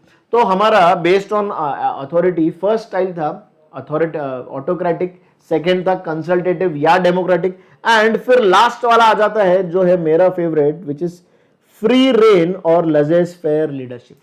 फ्री रेन लीडरशिप मतलब भैया ये तेरा लिमिटेशन है, इस लिमिटेशन के अंदर रह के तुझे जो मन है वो काम कर, तेरा दिमाग, तेरा जजमेंट, तेरी एबिलिटी, तेरा एक्सपीरियंस, सारा रिस्क भी तेरा, सारा रिवॉर्ड भी तेरा, इस दायरे के अंदर रहकर तुझे काम करना है। You are free to take your own decisions. ये है फ्री रेन लीडरशिप, जो कि है हमारा leader of Mumbai Indians which is Rohit Sharma. वो बॉलर को बोलता है भैया आखिरी ओवर है, तुझे 10 रन डिफेंड करने हैं, तू पिछले 10-12 साल से बॉलिंग ही करते आ रहा है, तुझे मेरे से ज्यादा दिमाग है, तेरा काम क्या है, तेरी लिमिट क्या है, 10 रन डिफेंड करने हैं, ये तुझे कैसा डालना है, तुझे फील्ड कहाँ लगानी है, तू स्लो बॉल डालेगा, यॉर्कर डालेगा, बाउंसर डालेगा, वो तू देख, मेरे तरफ से पूरा सपोर्ट है, मैंने तुझे टारगेट दे दिया है कि 10 रन डिफेंड करने, अभी तू डिसीजन ले, तू तेरा दिमाग चला। Complete delegation of authority. यहां पर क्या हो रहा है, कंप्लीट डेलीगेशन, पूरा अथॉरिटी बॉलर के हाथ में दे दिया था, so that subordinates themselves take the decision. तो बॉलर जाता है, वो बोलता है यार मुझे मिड ऑफ नहीं, मुझे मिड ऑन चाहिए, मुझे मिड विकेट चाहिए, मुझे स्लिप चाहिए, मैं स्लोअर बॉल डालूंगा, मैं यॉर्कर डालूंगा, वो खुद डिसीजन लेते हैं। ये होता है फ्री रेन लीडरशिप या लजेस फेयर लीडरशिप। फ्री रेन, उसे फ्रीडम दिया गया है, अपना काम खुद करने के लिए उसे एक बहुत बड़ा ज़्यादा इंपॉर्टेंट फैक्टर जो है वो फ्रीडम दिया गया है। ऑफकोर्स बाउंड्रीज जो है वो बना कर रखी हुई है, लिमिटेशंस बांध के रखी हुई है, अदरवाइज तो फिर सबऑर्डिनेट्स ही बॉस बन जाएंगे, मैनेजर बन जाएंगे, राइट। यहाँ पर the leader relinquishes the leadership position. उसने लीडरशिप उस पल के लिए, उस सिचुएशन के लिए बॉलर के हाथ में दे दी कि तू बता तुझे क्या करना है, किधर फील्डर लगाओ, तू बता बॉल कैसे डालेगा, तू बता। थोड़ी देर के लिए उसने अपनी पोजीशन दे दी अपने एम्प्लॉय को, अपने सबऑर्डिनेट को। अभी इससे एडवांटेजेस क्या होगा, सोचो आप ऐसी इस जगह पर आप बॉलर हैं, आपका कॉन्फिडेंस कितना बढ़ जाएगा, आपका मोरल कितना बढ़े, यार मेरा कैप्टन कितना भरोसा करता है, उसने बोला तू तेरे हिसाब से फील्ड लगा। तो यहाँ पर जॉब सेटिस्फैक्शन जो है सबऑर्डिनेट्स का बहुत हाई हो जाता है। सबऑर्डिनेट यहाँ पर खुद का दिमाग चलाते चलाते, खुद जिम्मेदारी लेते लेते बहुत जल्दी डेवलप होना स्टार्ट हो जाता है, क्योंकि वो डिसीजन ले रहा है, रिजल्ट देख रहा है, डिसीजन ले रहा है, रिजल्ट देख रहा है। यहाँ पर उस सबऑर्डिनेट का कंप्लीट यूटिलाइजेशन हो गया, उसका फुल पोटेंशियल यूज किया गया, उसकी पूरी एबिलिटी, उसका टेक्निकल स्किल, उसका जजमेंट, उसका दिमाग यूज किया गया। So it brings us to the point full utilisation of the potential of the subordinate. ये 3 बहुत बड़े मेजर एडवांटेजेस है फ्री रेन लीडरशिप के, राइट। सोचो आप ऐसे ऑर्गेनाइजेशन में काम करो, कितना ग्रोथ का वहां पर आपके लिए जो है अपॉर्चुनिटी बढ़ जाता है। बट फिर अगेन यहाँ पर कुछ डिसएडवांटेजेस भी हो सकते हैं। यहाँ पर हमें हमारे नेता, हमारे लीडर, हमारे मैनेजर का गाइडेंस बिल्कुल भी नहीं मिलता है, उसका सपोर्ट बिल्कुल भी नहीं मिलता है, कोई गाइडेंस नहीं। पहला बॉल डाला, चौका खाया, वो देख रहा है कैप्टन के पास, क्या करूं, कैप्टन बोलते तू तेरा देख भाई, तुझे फ्रीडम दिया गया, तू लीडर है अगले 6 बॉल के लिए, राइट। तो यहाँ पर हमें सपोर्ट नहीं मिल रहा है, तो ये हो सकता है एक थोड़ा सा डिसएडवांटेज हो। यहाँ पर क्या हो रहा है, जो एक्सट्रीमली सॉरी इस टाइप के लीडरशिप में जनरली बेसिकली लीडर का कंट्रीब्यूशन जो है वो इग्नोर किया जा रहा है। जैसे ऑटोक्रेटिक लीडरशिप में सबऑर्डिनेट का कंट्रीब्यूशन बिल्कुल इग्नोर किया जा रहा था, वैसे लेजेस फेयर में, फ्री रेन में जो है इग्नोर किया जाता है लीडर का कंट्रीब्यूशन, तो वो एक डिसएडवांटेज है। सबऑर्डिनेट्स में start moving in different direction, क्यों, क्योंकि देयर इज नो कोऑर्डिनेशन। सब अपने अपने तरीके से काम करना स्टार्ट करेंगे तो सब अलग अलग दिशाओं में भागने लग जाएंगे, राइट। तो free rein leadership will be appropriate when there are highly trained, knowledgeable, self motivated employees, जो खुद जिम्मेदारी लेने की क्षमता रखते हैं, जिम्मेदारी लेना चाहते हैं, हाईली मोटिवेटेड है, हाईली एजुकेटेड, उनका एक्सपीरियंस इनफ है, टेक्निकली स्किल्ड है वो सारे लोग। तो ऐसे सिचुएशन में जो है वहाँ पर लेजेस फेयर या फ्री रेन लीडरशिप बहुत ज़्यादा अप्रोप्रिएट बन जाता है। ये अगेन एक बहुत ही इंपॉर्टेंट MCQ क्वेश्चन है, राइट। सो हम लोगों ने देखा कैसे ऑटोक्रेटिक लीडरशिप उसके एडवांटेजेस डिसएडवांटेजेस, फिर हमने डेमोक्रेटिक लीडरशिप देखा कहाँ पर अप्रोप्रिएट है वो देखा, फिर हमने फ्री रेन लीडरशिप देखा कि कैसा ये बहुत ही ज़्यादा फ्रीडम देने वाला एक तरीका है अपनाया जाता है इसके अंदर, एंड उसके भी एडवांटेजेस और डिसएडवांटेजेस हमने देखे। तो ये था हमारा पहला वाला system which was based on authority. याद है हम लोग 4 सिस्टम देखने वाले हैं, जिसमें अभी तक हमने पहले ही देखा है which was based on authority. अभी हम लोग देखने वाले हैं next which is based on leadership style which is based on leadership continuum। अभी यहां पर मैं एक कॉन्टिनम बनाने वाला हूं, आपके लिए बताता हूं क्या है कॉन्टिनम। एक बहुत सिंपल एक चार्ट बनाऊंगा आप लोगों के लिए। ये है हमारा leadership style based on leadership continuum, जो हमें दी थी टैननबाउम एंड श्मिड्ट ने। इनका नाम आप लोगों को स्पेलिंग तो नहीं लर्न करनी पड़ेगी, डोंट वरी, क्योंकि ऑब्जेक्टिव पेपर में सामने लिख के आता है, पर ये पता होना चाहिए कि लीडरशिप कॉन्टिनम किसने दिया। हमें लीडरशिप कॉन्टिनम दिया टैननबाउम एंड श्मिड्ट ने। ये ऑब्जेक्टिव बेस्ड क्वेश्चन आ सकते हैं। अभी इस तरह के लीडरशिप कॉन्टिनम का लेना देना क्या था? इस तरह का जो कॉन्टिनम जो बनने वाला है, एक रेंज बनने वाला है बेसिकली। ये कॉन्टिनम क्या करता है? ये कॉन्टिनम हाईलाइट करता है ऑल पॉसिबल लीडरशिप स्टाइल्स। ये एक ऐसा हमारे लिए एक ऐसा बॉक्स बना कर देता है, एक ऐसा रेंज बना कर देता है। इस कॉन्टिनम, इसको हम लोग कॉन्टिनम बोल रहे हैं, इसको हम लोग कॉन्टिनम बोलेंगे। इसको ऐसा समझ लो, ये बॉक्स है, ये ग्राफ ऐसा समझ लो छोटे से में। अभी ये ग्राफ हम लोग को ऑल पॉसिबल लीडरशिप स्टाइल्स दिखाने वाला है। ये बॉक्स के अंदर, इस कॉन्टिनम के अंदर हमें सारे पॉसिबल लीडरशिप स्टाइल्स जो है वो देखने को मिलने वाले हैं, जिसको हमने continuum leadership based on style based on leadership continuum जो हमें टैननबाउम एंड श्मिड्ट ने दी थी वो देखने वाले हैं। इसमें towards the extreme left boss centred leadership है, जो ऑटोक्रेटिक थी। याद आ रहा है क्या? सारा का सारा पावर बॉस की तरफ। टुवर्ड्स द एक्सट्रीम लेफ्ट मतलब इस डायरेक्शन में लेफ्ट की तरफ कौन सा लीडरशिप है? ऑटोक्रेटिक लीडरशिप है। यस और no? And towards the right, towards, जैसे हम लेफ्ट की तरफ जा रहे हैं तो बॉस सेंटर्ड लीडरशिप आ रहा है। जैसे हम राइट की तरफ जा रहे हैं, towards the right subordinate centred मतलब फ्री रेन लीडरशिप। इस कॉन्टिनम के अंदर टुवर्ड्स द लेफ्ट जा रहे हैं हम लोग तो हमें ऑटोक्रेटिक लीडरशिप स्टाइल मिल रहा है, एंड टुवर्ड्स द राइट जा रहे हैं तो हमें यहां पर फ्री रेन लीडरशिप स्टाइल मिल रहा है। ये है हमारा लीडरशिप कॉन्टिनम जो टैननबाउम एंड श्मिड्ट ने हमें दिया हुआ। इसको मैं पूरा डिटेल में समझाऊंगा, डोंट वरी, कि इसके अंदर जो ऑल पॉसिबल, जैसे मैंने यहाँ पर लिखा था कि ऑल पॉसिबल लीडरशिप स्टाइल्स दिखती है, वो कैसे दिखती है वो हम लोग अभी यहाँ पर डिटेल में देखेंगे। ये हमारा कॉन्टिनम है। लेफ्ट की तरफ इस डायरेक्शन में जैसे जाते जाएंगे हम लोग, इस डायरेक्शन में जाएंगे तो ऑटोक्रेटिक बनते जाएंगे। अगर राइट के डायरेक्शन में जाएंगे, एक्सट्रीम राइट पे हम लोग आ जाएंगे तो हम लोग फ्री रेन लीडर्स बन जाएंगे। राइट, इतना ध्यान में रखो। फटाफट हम लोग देखेंगे। अभी फटाफट हम लोग देखेंगे कि नंबर 1 में क्या होता है। तो सबसे पहला वाला जो है, सबसे एक्सट्रीम लेफ्ट की तरफ, manager makes the decision and announces it. ये वाला मेरा मैनेजर है, ये मेरा मैनेजर यहाँ पर है। राइट, ये नंबर 1 मैनेजर है मेरा, ये नंबर 1 स्टाइल है मेरा जो एक्सट्रीम लेफ्ट की तरफ है ये स्टाइल। यहाँ पर क्या हो रहा है? यहाँ पर मैनेजर ने डिसीजन ले लिया और अनाउंस कर दिया। ऑटोक्रेटिक हो गया कि नहीं हो गया? ऑटोक्रेटिक यही काम करता था, मैं डिसीजन लूंगा, तुम लोग फॉलो करने का काम करेंगे। तो एक्सट्रीम लेफ्ट की तरफ मेरा लीडरशिप स्टाइल नंबर 1 है जो है ऑटोक्रेटिक, जहां पर मैनेजर डिसीजन ले रहा है और अनाउंस कर रहा है, आपको बस फॉलो करना है, आपको दिमाग नहीं चलाना है। फिर सेकेंड वाला आता है मैनेजर सेल्स द डिसीजन। यहां पर मैनेजर ने डिसीजन ले लिया, अलग पेन यूज करूंगा आप लोगों के लिए अभी। यहां पर सेकेंड वाले स्टाइल में समझो ये वो सेकेंड वाला स्टाइल है। फॉर एग्जांपल अभी हम लोग को 7 स्टाइल पढ़ने हैं, ये मेरा सेकेंड वाला स्टाइल है। इसमें मैनेजर ने डिसीजन ले लिया है और मैनेजर लोगों को कन्विंस करने की कोशिश कर रहा है कि मैंने जो डिसीजन लिया है वो आप लोगों के लिए, ऑर्गेनाइजेशन के लिए सही है और आपको ये फॉलो करना है। तो थोड़ा सा कम ऑटोक्रेटिक हो गया क्या? नहीं हो गया?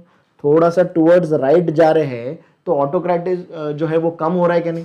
एक्सट्रीम लेफ्ट जो था पूरा ऑटोक्रेटिक, जो मैं बोलूंगा वो करो। लेकिन जैसे जैसे हम लोग इस डायरेक्शन में जाएंगे तो आप देखेंगे ऑटोक्रेटिक क्वालिटी कम होते जाएंगी, फ्री रेन क्वालिटी जो है वो बढ़ती जाएगी लीडर की। तो हम लोग को पूरा रेंज मिलना चालू हो जाएगा। यस, तो ये मेरा लीडर नंबर 2 है।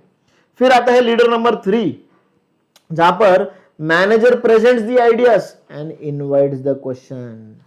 अभी यहां पर नंबर 3 पर मैनेजर जो है वो आइडिया प्रेजेंट कर रहा है और लोगों से अब उनके सजेशन ले रहा है, उनका जो है क्वेश्चंस ले रहा है कि बाबा क्या लग रहा है, ये चलेगा या नहीं चलेगा, ये काम करेगा या नहीं करेगा, ये आप एक्सेप्टेबल है या नहीं है।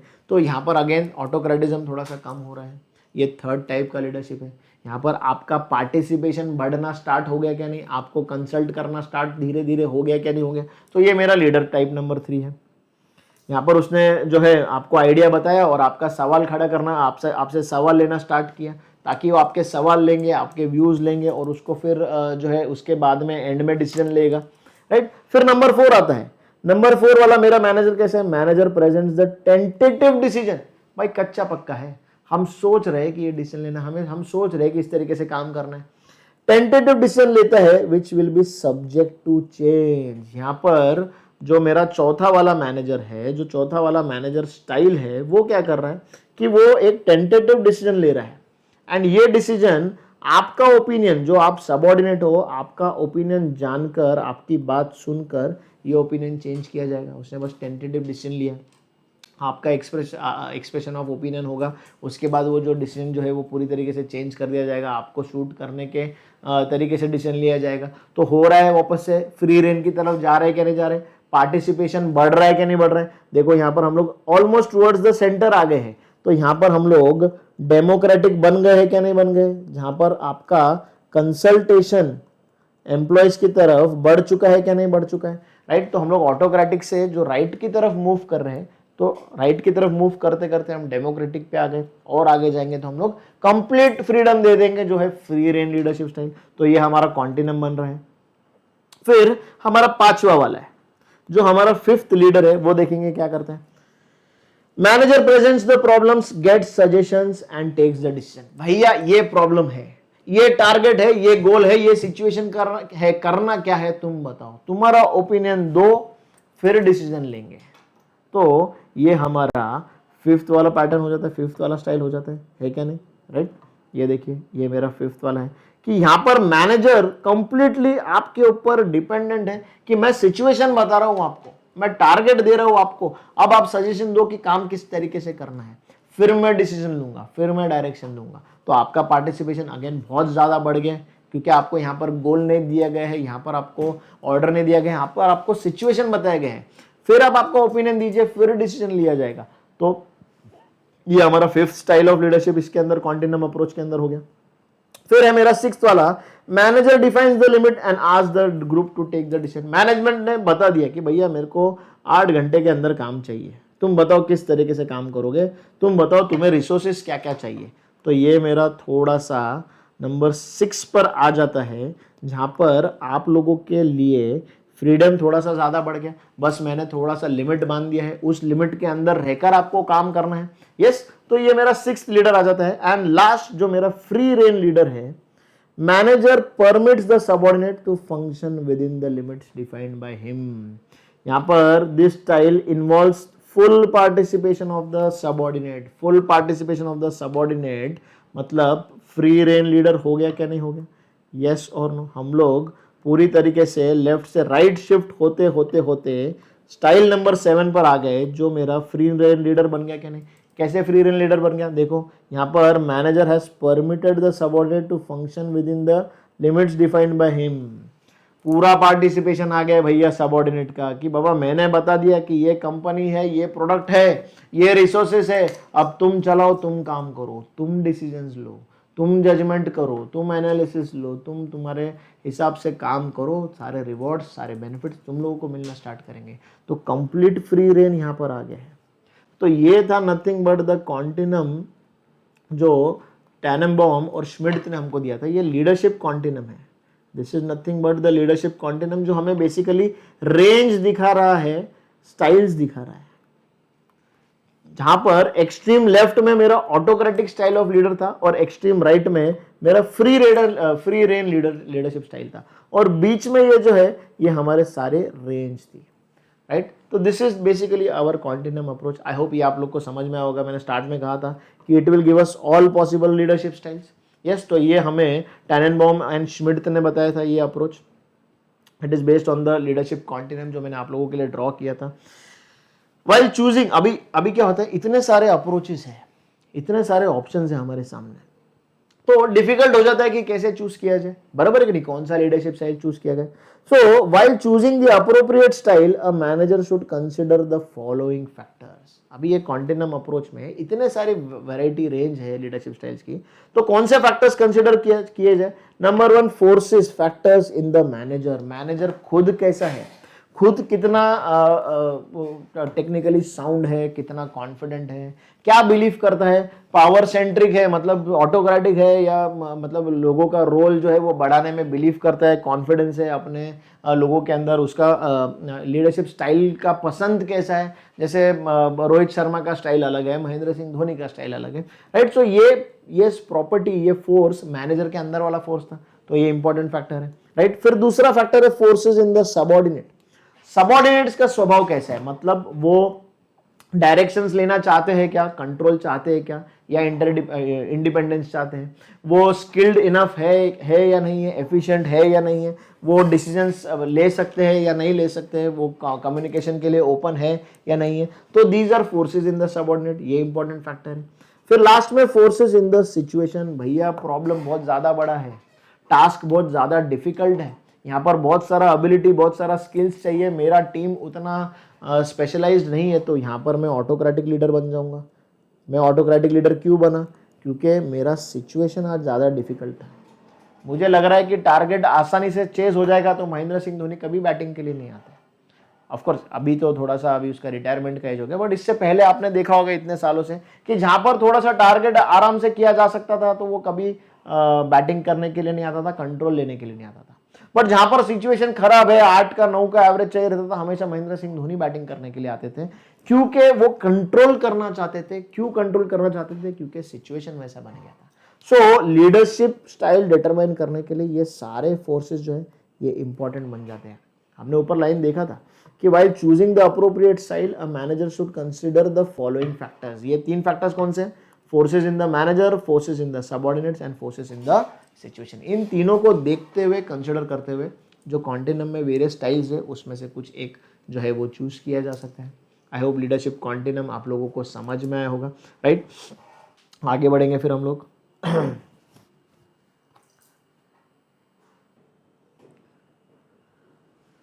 राइट, फिर आगे बढ़ते हैं। थर्ड जो हमारा अप्रोच था, leadership style in the managerial grade. ये बहुत इंपॉर्टेंट है, बहुत इंपॉर्टेंट कॉन्सेप्ट है। बेसिक कॉन्सेप्ट समझाऊंगा मैं आप लोगों को, राइट। थोड़ा सा कैसे है, लीडरशिप के अंदर थोड़े से कॉन्सेप्ट ज्यादा है, इसलिए उसका कॉन्फिडेंस सिर्फ तभी आएगा आपको इस टॉपिक के ऊपर जब आपको मैं बहुत ज़्यादा डिटेल में जो है सब चीज़ें समझाऊंगा, क्लैरिटी रहेगा। बहुत बार मैंने आपको पहले भी कहा था, जैसे फॉर एग्जांपल हमारा कंट्रोल था, याद है क्या, चैप्टर नंबर 1 में, तो वो भी थोड़ा सा एग्जॉस्टिव था, उसके अंदर बहुत ज़्यादा पॉइंट्स है, तो बच्चों को थोड़ा सा कॉन्फिडेंस कम रहता है। तो सिमिलरली लीडरशिप है, तो इसीलिए जो है हम लोग डिटेल में अच्छी तरीके से देख रहे हैं। अभी हमारा थर्ड टाइप ऑफ जो है स्टाइल है based on the leadership styles in a managerial grid.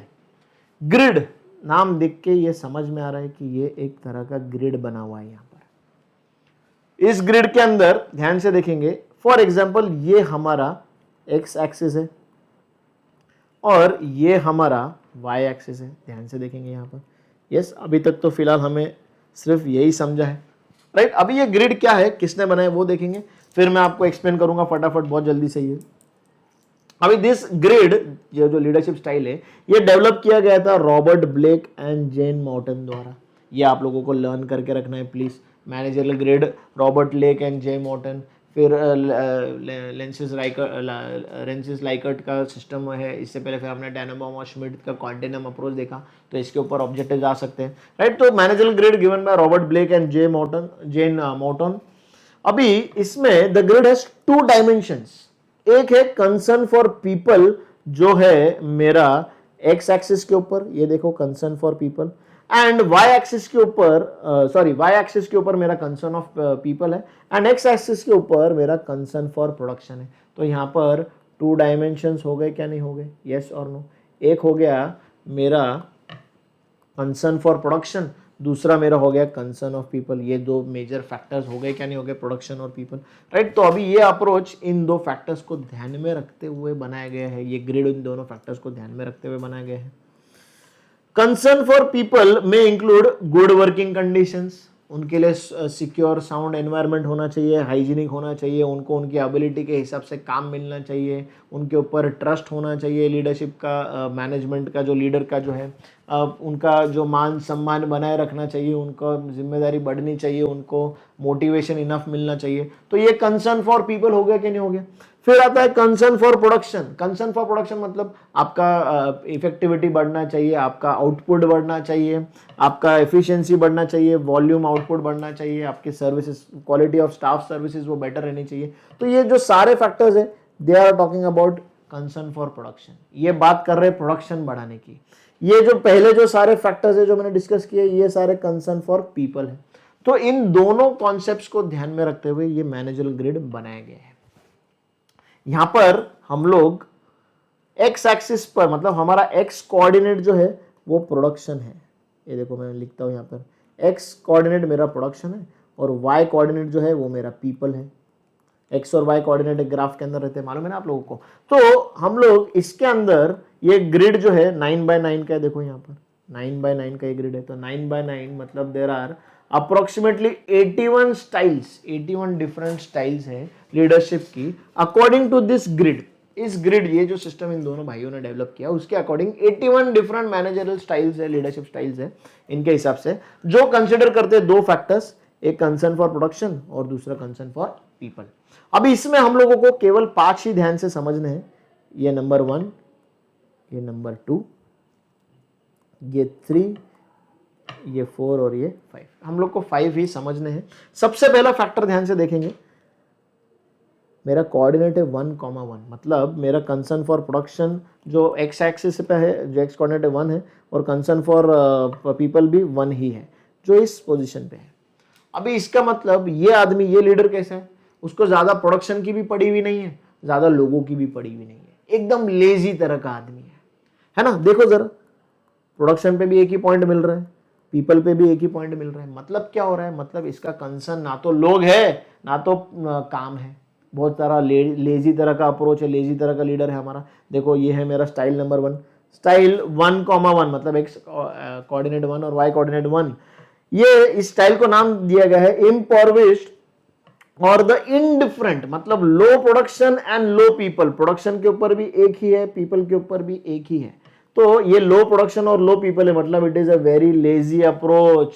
Manager को कंसर्न ही नहीं है ना तो लोगों का ना तो प्रोडक्शन का। भाई काम दे दिया, तुम देखो करना है नहीं करना है छोड़ो, बढ़वे जाओ। ये अप्रोच हो जाता है द इम्पॉवरिश्ड और द इनडिफरेंट अप्रोच। यहाँ पर प्रोडक्शन का भी वैल्यू 1 है और पीपल के लिए भी वैल्यू 1 ही है। तो ये स्टाइल नंबर 1 है। फिर स्टाइल नंबर 2 आता है 1,9 जिसको नाम दिया गया है कंट्री क्लब। लो प्रोडक्शन क्योंकि प्रोडक्शन का कोऑर्डिनेट 1 है और हाई पीपल क्योंकि पीपल का कोऑर्डिनेट जो है 9 है। 1,9 देखो यहाँ पर 1,9, ये 1,9 हो गया क्या नहीं हो गया। अभी 1 मेरा प्रोडक्शन का फैक्टर है और 9 मेरा पीपल वाला फैक्टर है, राइट। तो यहां पर मतलब क्या हो रहा है, यहां पर ये बंदा जो है इसको प्रोडक्शन का ज्यादा कुछ पड़ा नहीं है, ये ज्यादा कंसर्न है अपने लोगों के लिए, अपने एम्प्लॉयज के लिए, अपने सबऑर्डिनेट्स के लिए। यहां पर ज्यादा इंपॉर्टेंस, ज्यादा सिग्निफिकेंस दिया जा रहा है किसको, कि लोगों को कंफर्टेबल एनवायरनमेंट मिल रहा है कि नहीं, सेफ एनवायरनमेंट मिल रहा है कि नहीं। टारगेट जो है प्रोडक्शन जो है वो होता रहेगा, उसके लिए ज्यादा कंसर्न नहीं है। ज्यादा अटेंशन जो है वो security and comfort of the employees है, इसलिए यहाँ पर कंसर्न फॉर प्रोडक्शन बहुत लो है, राइट। फिर तीसरा स्टाइल है स्टाइल 9,1।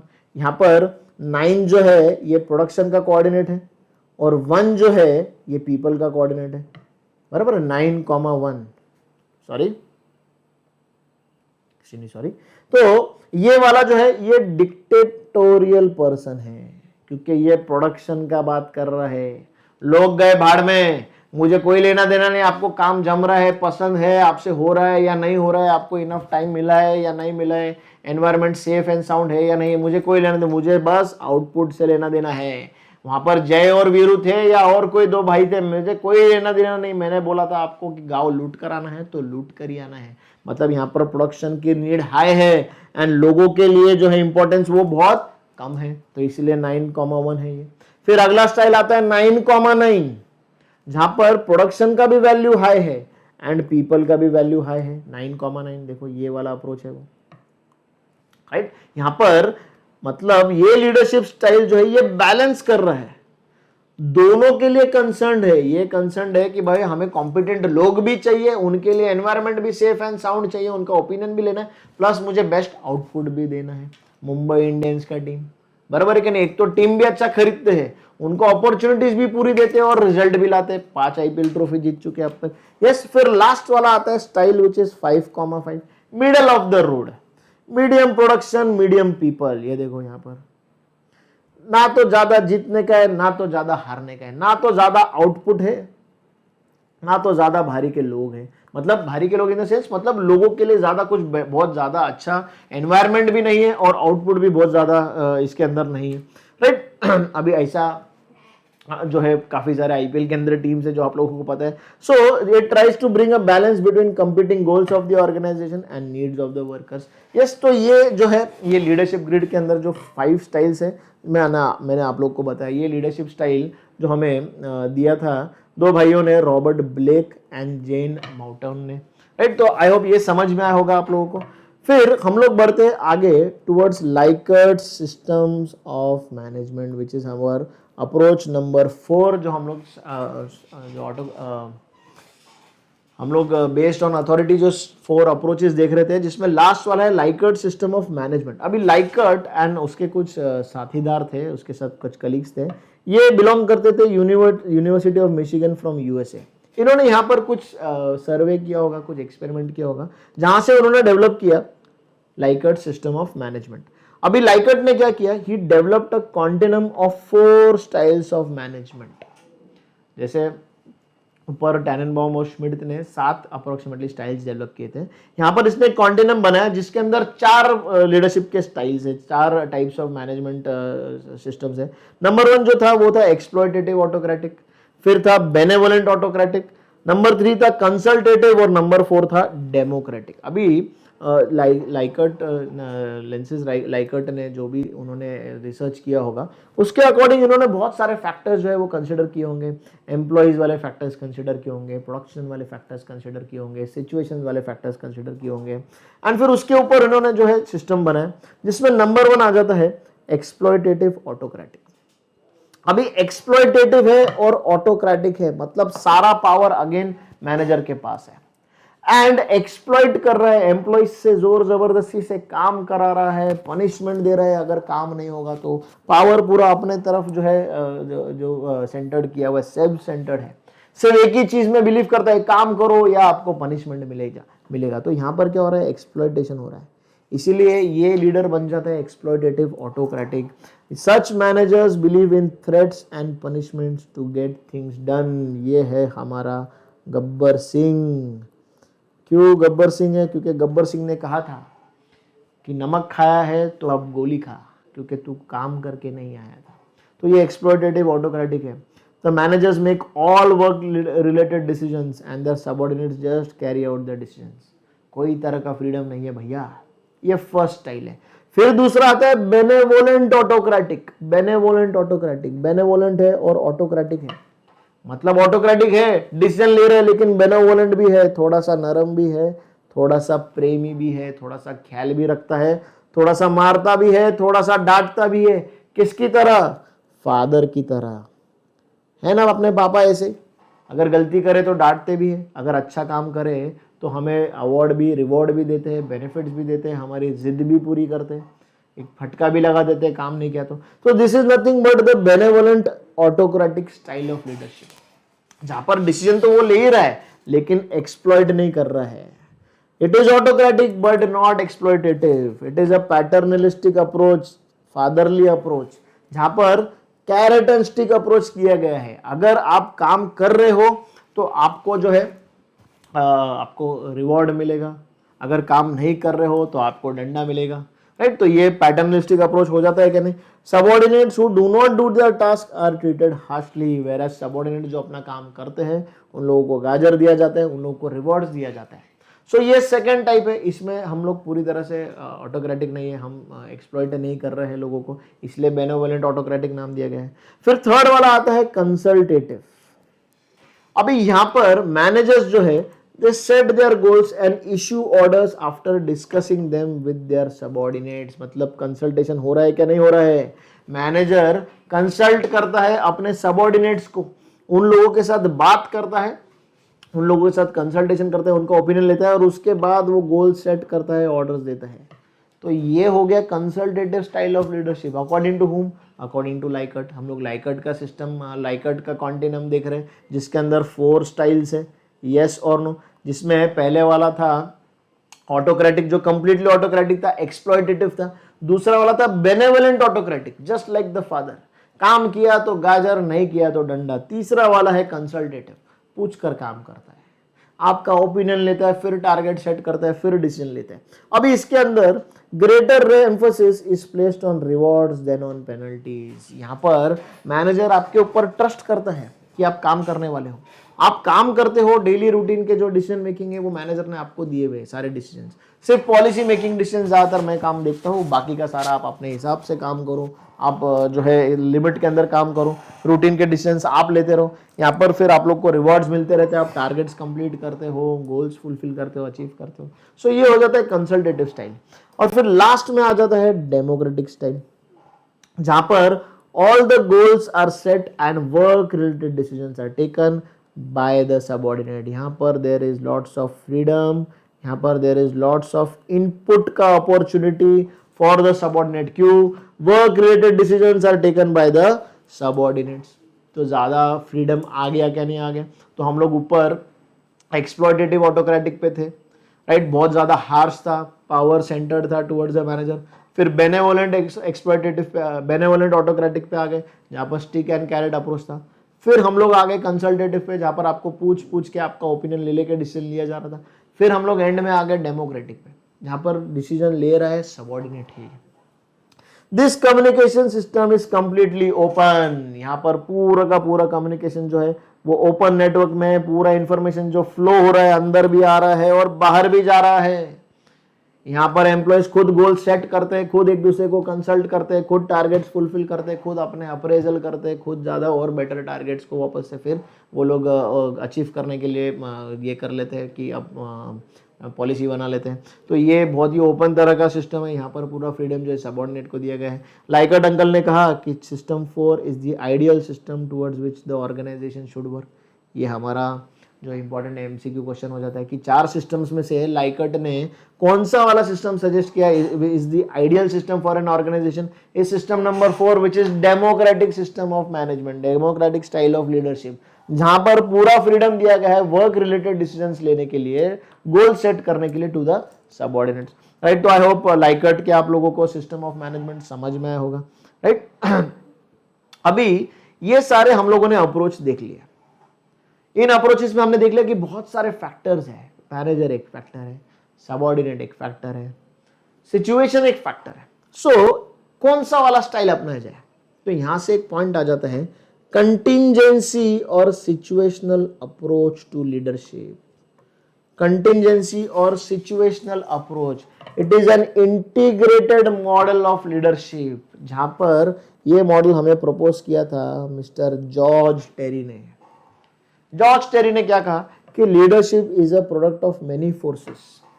बहुत सारे फैक्टर्स है जो पूरा टाइम इंटरैक्ट कर रहे हैं एक दूसरे के साथ। इन फोर्सेस में प्रॉपर इंटीग्रेशन होना चाहिए। इन ये जो कॉम्प्लेक्स इतना सारा एनवायरनमेंट है, इतने सारे लोग हैं, इन सब के बीच में जो इंटरेक्शन होता है ये बहुत कॉम्प्लेक्स है, राइट। एंड फिर उससे ये जो है, ये सिचुएशन जो उससे क्रिएट होती है, ये सिचुएशनल अप्रोच जो है, कंटिंजेंसी अप्रोच इसको नाम दिया गया है। यहां पर हमें जॉर्ज टेरी ने क्या कहा कि leadership consist of 4 main variables. Leadership के अंदर 4 मेन वेरिएबल्स है जो डिसाइड करने वाला है। ये क्या है? सबसे पहला तो है द लीडर। लीडर के अंदर उसके पर्सनल वैल्यूज, उसका बिलीफ सिस्टम क्या है, वो किस तरह का पर्सन है, वो किस चीज में बिलीव करता है, वो ऑर्डर्स देने में ही बिलीव करता है या सजेशंस लेने में ही बिलीव करता है, उसको कॉन्फिडेंस अपने आप में ही है या कॉन्फिडेंस अपने आप के साथ साथ अपने एम्प्लॉयज में भी, अपने सबऑर्डिनेट्स, अपनी टीम में भी है, वो अपने ग्रुप मेंबर्स को किस तरीके से अपने साथ लेकर चलने की क्षमता रखता है, वो किस तरीके से कम्युनिकेशन सिस्टम रखता है उसके अंदर, उसका खुद का जो सेल्फ बिलीफ कैसा है, ये सारे फैक्टर्स है, वेरिएबल्स है जो लीडर के हैं। फिर जो दूसरा वेरिएबल आ जाता है वो द फॉलोअर्स है। फॉलोअर्स कैसे है, उनका इंटरेस्ट, उनका इन्वॉल्वमेंट कितना है काम करने में, प्रॉब्लम्स को सॉल्व करने में, उनका नॉलेज, उनका अनुभव, उनका एक्सपीरियंस, उनका टेक्निकल स्किल्स कितना है, उनको सबमिसिव रहना है, मतलब सिर्फ ऑर्डर्स सुनने हैं, मानने हैं, या उनको इंडिपेंडेंस भी चाहिए, उनको दिमाग अपना इस्तेमाल करना, अपना एबिलिटी शोकेस करने का फ्रीडम भी चाहिए। तो ये सारे फैक्टर्स फॉलोअर्स के फैक्टर्स हो जाते हैं। ये वेरिएबल्स है, चेंज होते हैं क्या नहीं, आप फॉलो करने वाले होंगे, मैं अपना मनमर्जी से करने वाला होगा तो वेरिएबल हो गया। याद है कि मैथ्स में वेरिएबल एक्स चेंज हो जाता था, किसी सम में आंसर 1 आता था, किसी सम में आंसर -3 आता था, तो ये वेरिएबल फैक्टर है। तो लीडरशिप इन सब फैक्टर्स का कॉम्प्लेक्स इंटरेक्शन से बनने वाला है। तो ये सारे फैक्टर्स इंपॉर्टेंट हो जाते हैं, सारे वेरिएबल्स है। Number 3 is the organisation, nature and type of the organisation. Organisation का स्केल कैसा है, साइज कैसा है, किस तरीके का काम हो रहा है, किस तरीके की टेक्नोलॉजी वहां पर यूज की जा रही है, ये सारे factors come under nature and type of the organisation which exercise significant influence on the leadership. ये factors nature of the organisation decide करता है कि लीडरशिप स्टाइल किस तरीके का रहने वाला है, उसके अंदर इंटरेक्शन करने के अपॉर्चुनिटीज कैसे है, क्या है, उससे डिसाइड होता है कि लीडरशिप स्टाइल कैसा हो सकता है। फिर लास्ट वाला इंपॉर्टेंट फैक्टर जो बन जाता है वो है द एनवायरमेंट, क्योंकि यहाँ पर बहुत सारा इंटरेक्शन हो रहा है आउटर एनवायरमेंट के साथ, जहाँ पर बाहर हमारा फिजिकल एनवायरमेंट है, हमारा पॉलिटिकल एनवायरमेंट है, हमारा लीगल फ्रेमवर्क है, हमारा economical condition of the state of the nation है। तो यहाँ पर पूरा इंटरेक्शन हो रहा है बाहर की दुनिया के साथ साथ बिजनेस का। Business never works in isolation, उसका बाहर की दुनिया के साथ साथ पूरा टाइम इंटरेक्शन चल रहा है। तो ये बाहर की दुनिया के फैक्टर्स है, social values, economic, political conditions etcetera.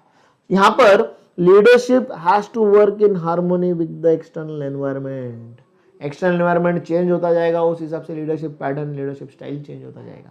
तो ये बन जाता है हमारा कंटिंजेंसी और सिचुएशनल अप्रोच ऑफ लीडरशिप, जो हमें दिया था जॉर्ज टेरी ने। ये इंपॉर्टेंट ऑब्जेक्टिव वाइज क्वेश्चन है। ये 4 वेरिएबल्स ही हमको पता होने चाहिए। Variable number 1 is the leader according to George Terry contingency approach में। Variable number 2 is the follower. Variable number 3 is the organisation. और 4th वाला वेरिएबल है हमारा जो है द एनवायरनमेंट। यस, फिर आगे बढ़ते हैं हम लोग टुवर्ड्स लीडरशिप इफेक्टिवनेस। क्या है ये लीडरशिप इफेक्टिवनेस? ध्यान से देखेंगे अभी। इफेक्टिव लीडरशिप आपको नहीं लगता है क्या कि एक ऑर्गेनाइजेशन के सक्सेस के लिए बहुत ज़्यादा इंपॉर्टेंट हो जाता है? अगर हमारा लीडर एफिशिएंट है, हमारा लीडर गुड इनफ है, तो हमारा ऑर्गेनाइजेशन का सक्सेस के चांसेस बढ़ जाते हैं कि नहीं बढ़ जाते? इसीलिए effectiveness of managers as leaders is critical to the organisational survival and success.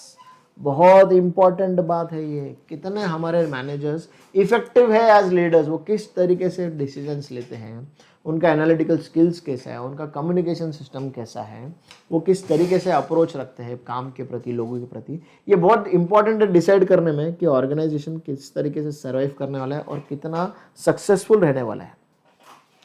Hence, there is a lot of high premium on leadership effectiveness in the business organization.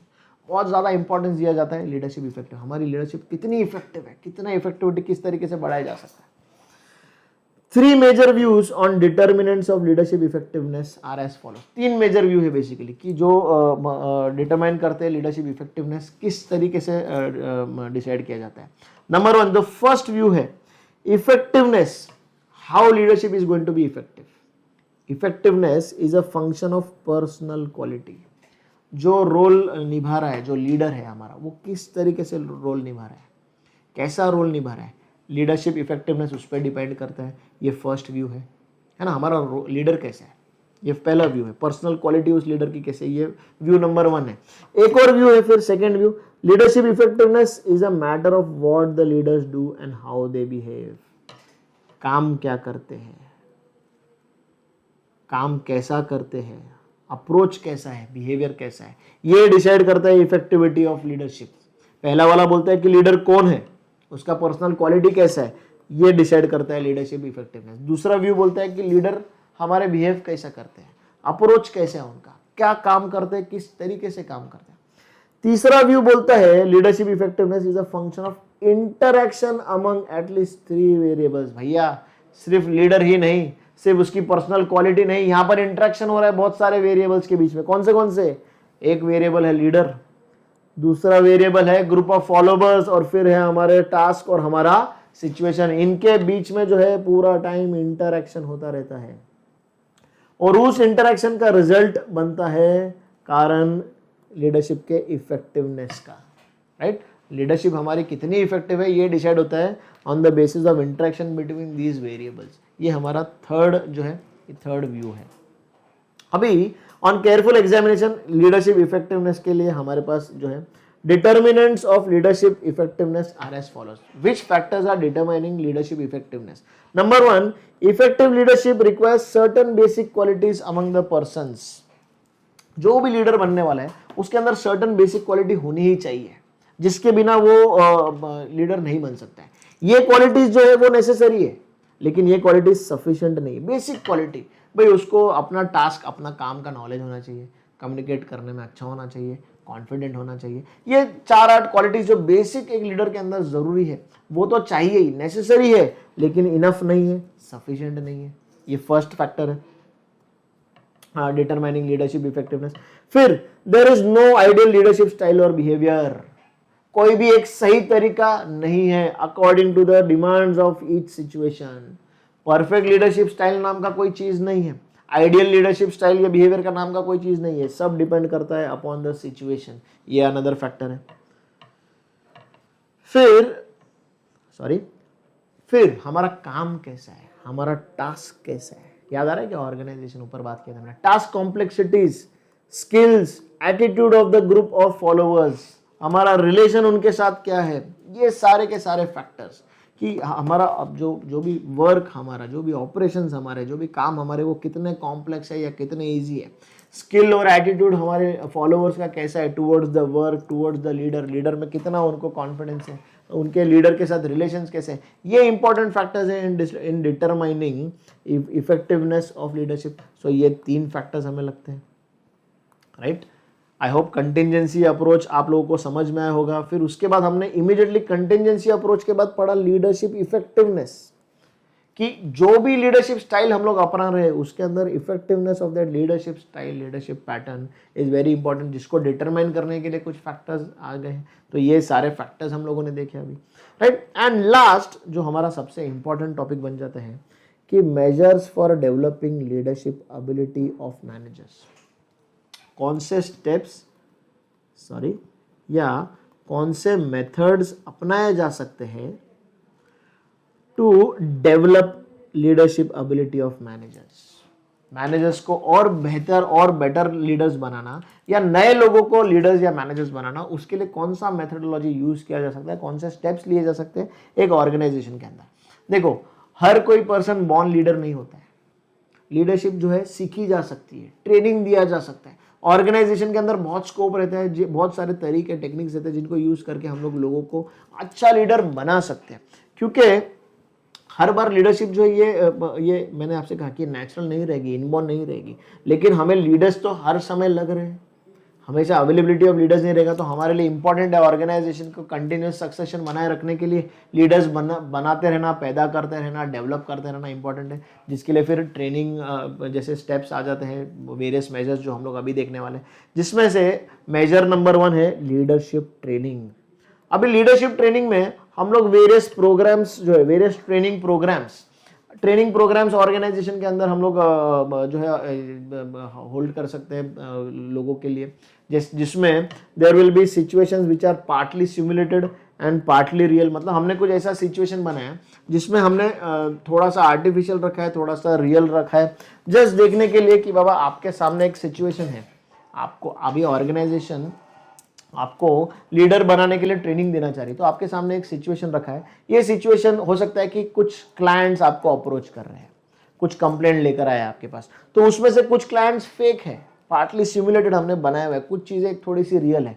तो इसमें हम देखते हैं कि आप किस तरीके से प्रॉब्लम को समझते हो, कैसे एनालाइज करते हो, किस तरीके से प्रॉब्लम फेस करते हो, क्या डिसीजन लेते हो, क्या अप्रोच रखते हो, क्या स्टेप्स लेते हो। तो इससे आपको क्या हो रहा है, आपको अपॉर्चुनिटी मिल रहा है, आपको अपॉर्चुनिटी मिल रहा है आपका स्टाइल, लीडरशिप स्टाइल डेवलप करने का, डिसीजंस लेने का। एंड फिर ऑर्गेनाइजेशन को, मैनेजमेंट को भी इंसाइट मिलता है कि यार सामने वाला कैसे सोचता है, एक सिचुएशन में अगर उसको डाल दिया तो वो किस तरीके से बिहेव करता है वहाँ पर। तो यहाँ पर आपको क्या दिया जा रहा है, बेसिकली लीडरशिप का ट्रेनिंग दिया जा रहा है, राइट। आप किस तरीके से टैकल करते हो, आपका एटीट्यूड कैसा है, कस्टमर कंप्लेंट आ गया तो आप उसको अच्छी से पोलाइटली जो है फॉर एग्जांपल हैंडल कर रहे हो या नहीं, उसको प्रॉपर सर्विस दे रहे हो या नहीं, या उसको बिल्कुल इंपॉर्टेंस ही नहीं दे रहे हो। तो आपका एटीट्यूड, आपका behaviour towards the situation, towards the problem कैसा है, how you tackle that situation, क्या मेथड्स आप अडॉप्ट करते हो।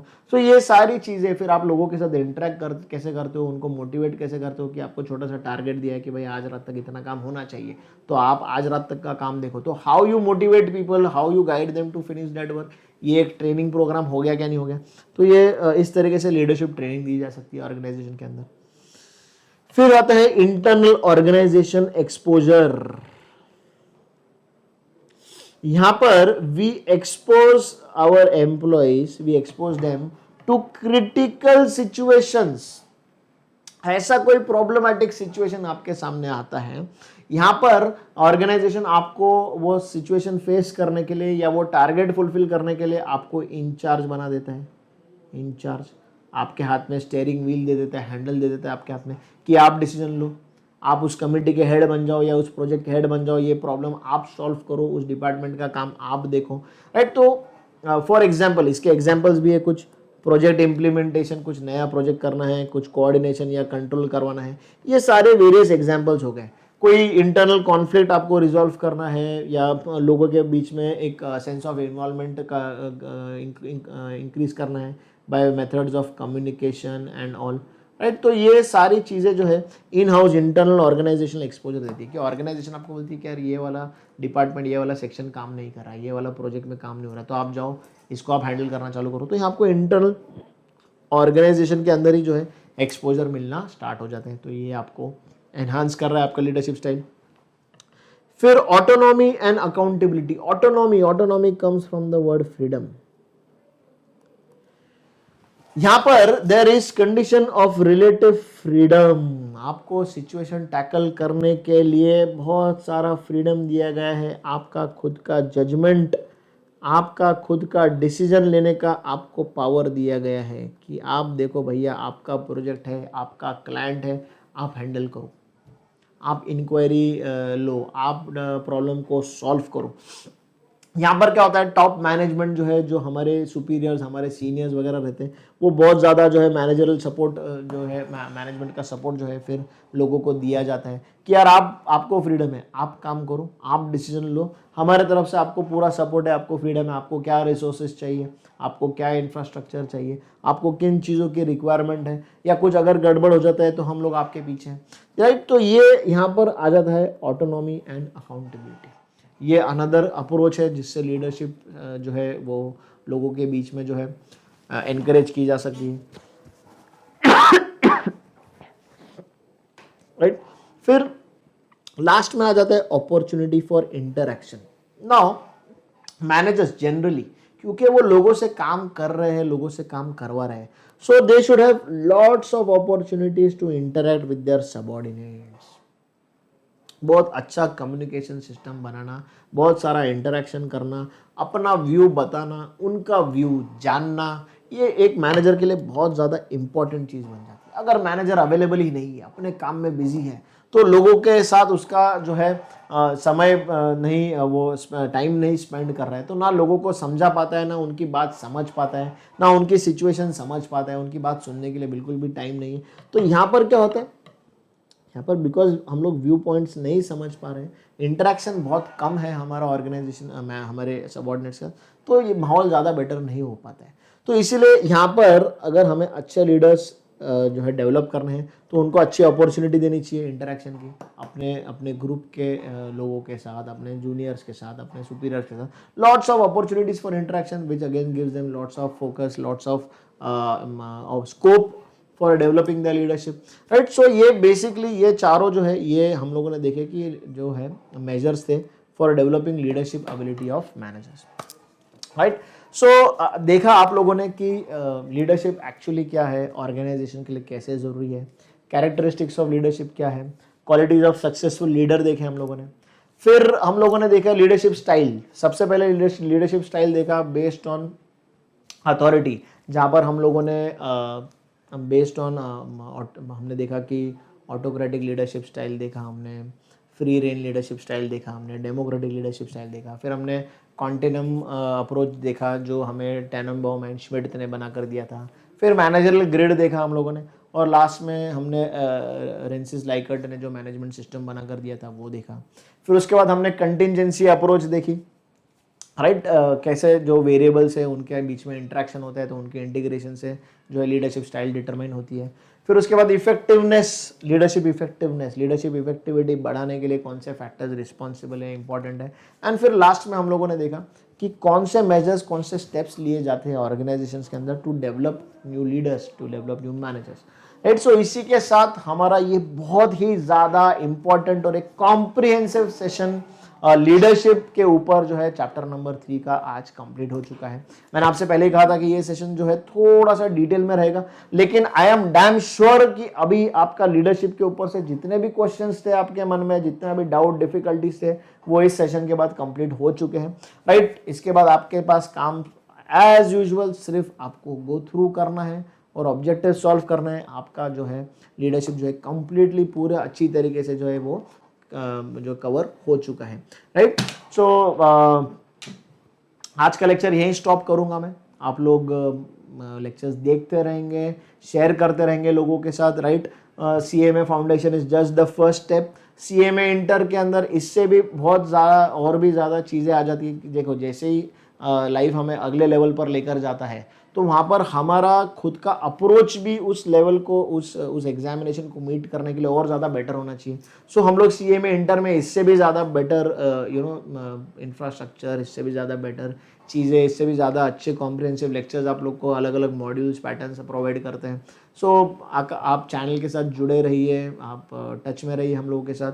जैसे ही ये एग्ज़ाम क्लियर होता है आगे के बारे में भी हमारे पास जो है वेदर इन हाउस एजुकेशन या ऑनलाइन एजुकेशन, वर्चुअल एजुकेशन, दोनों के लिए बहुत सारा स्कोप, बहुत सारे अपॉर्चुनिटीज़ है, right. So until then goodbye, do take care. अगले लेक्चर में हम लोग मोटिवेशन देखेंगे एंड चैप्टर को कंप्लीट करने की कोशिश करेंगे, राइट। C you soon.